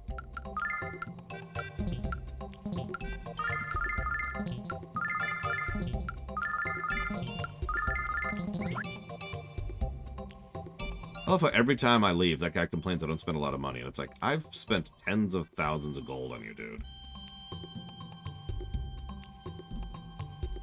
That would be really funny. Breakwin. What's doubly funny is I haven't liked Nash the entire game. So, revealing that the guy I hated is the traitor... Yeah. Oh god, Metashinryu, why would you say that?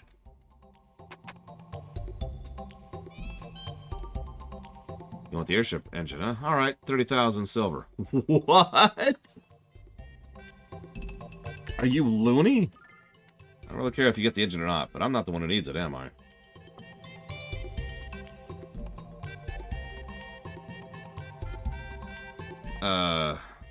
Right. Who would ever be a Dallas Cowboys fan?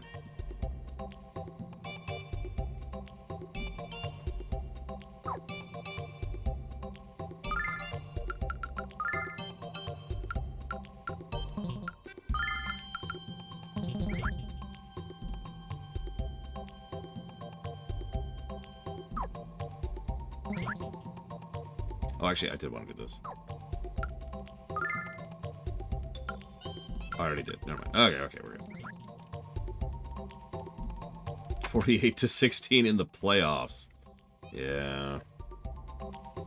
Listen, all I'm saying is that they're not the worst team. Because we all know who the worst team in American football is. And Gridiron is.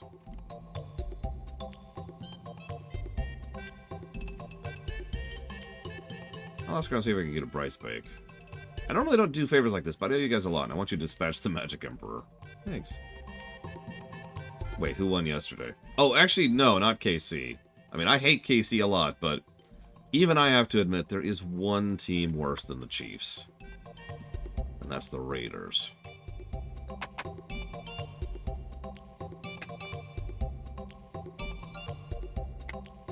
I mean, come on. It's honestly kind of a gimme.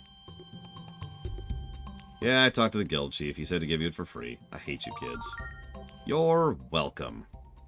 You kids are thieves too, right? Oh yeah, sorry about that. So what does that mean? Am I only allowed to sell stuff I steal, or can I sell stuff I find? I'm amazed at how you're able to so completely miss the point. Yeah, you're welcome for saving the world, which also happens to include you jackass.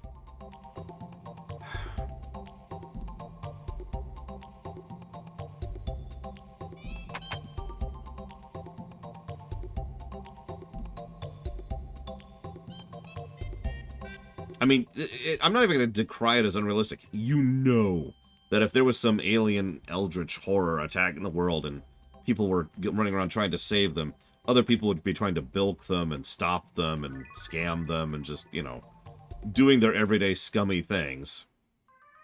Not realizing that that's the heroes who are going to save the entire planet, which happens to include them. You know that would be a thing.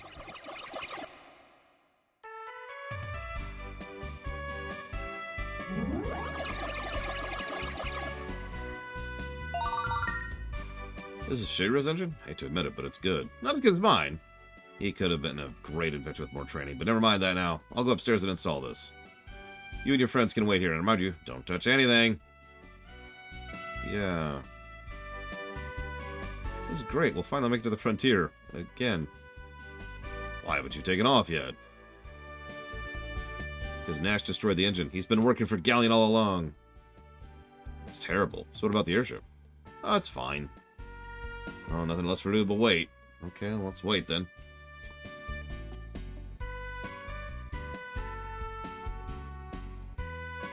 Alex, you have to understand that Nash was thinking with his heart. No, I think he was thinking with his dick.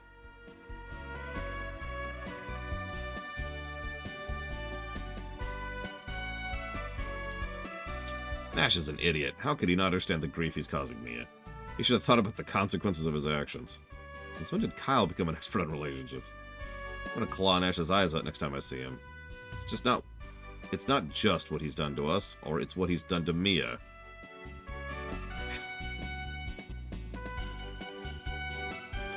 Frontier's a cursed land. I don't know what's out there, Alex. No one does.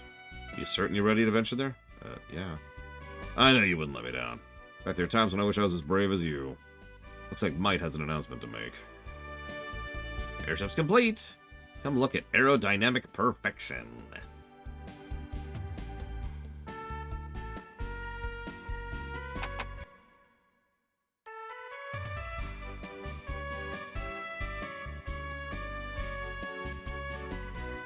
Given time, I could design and build a far superior airship, but this'll have to do. I can hardly wait to see the look on Callion's face after I stick my boot up his pooter. Jesus, Kyle. Hate to admit it, but Kyle's confidence is infectious, isn't it? I don't understand why they're so excited about what we're going to do, Alex. There's nothing cheerful to me to thought of taking someone's life. Mia, you have killed many people already. Besides, we're gonna go kill Nash. This is great. This is gonna be like a birthday party. This is a celebration. Don't worry, Lunar, we're finally coming. Hey, Alex. Do your best. I will.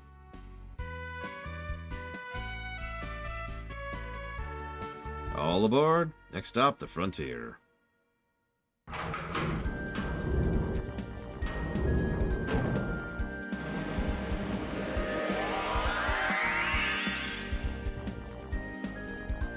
Listen, Blue Fusion Volt, don't think about it. You can only teleport as the plot demands it.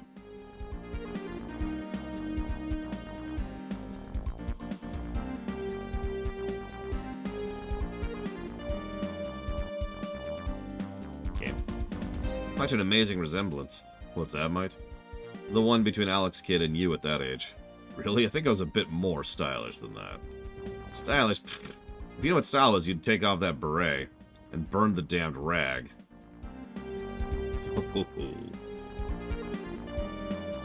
Sorry, Alex. I'm sorry you must undo what I have done.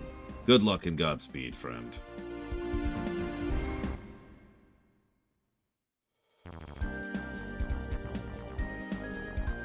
Whee!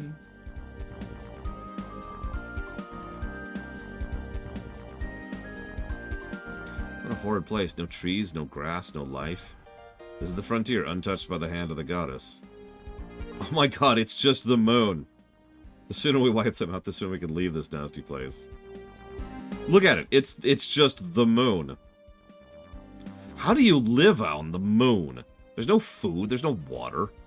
There shouldn't even be oxygen, technically, but we'll let that one go.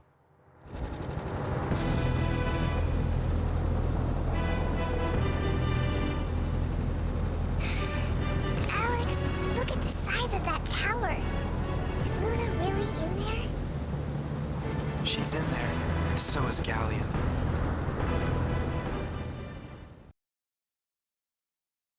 Oh, okay.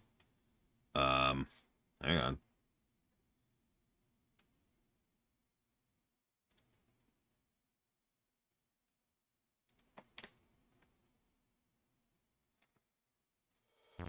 Actually, forgot there were 2 discs.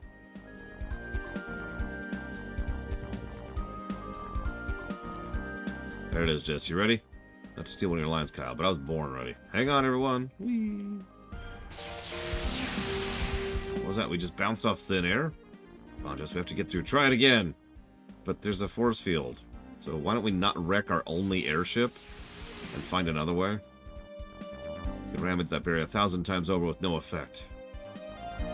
If this is the halfway point, I'm going to go kill myself.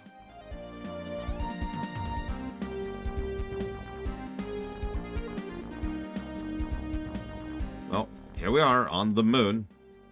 I think we're even sailors. Or whalers. Whatever.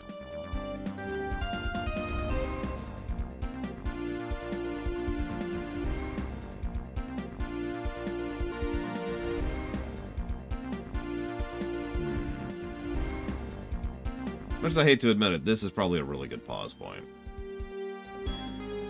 So, fine. Tomorrow, at the soft start time of 9 a.m. Eastern Standard, we will go ahead and go through the friggin' moon. I'll see you guys.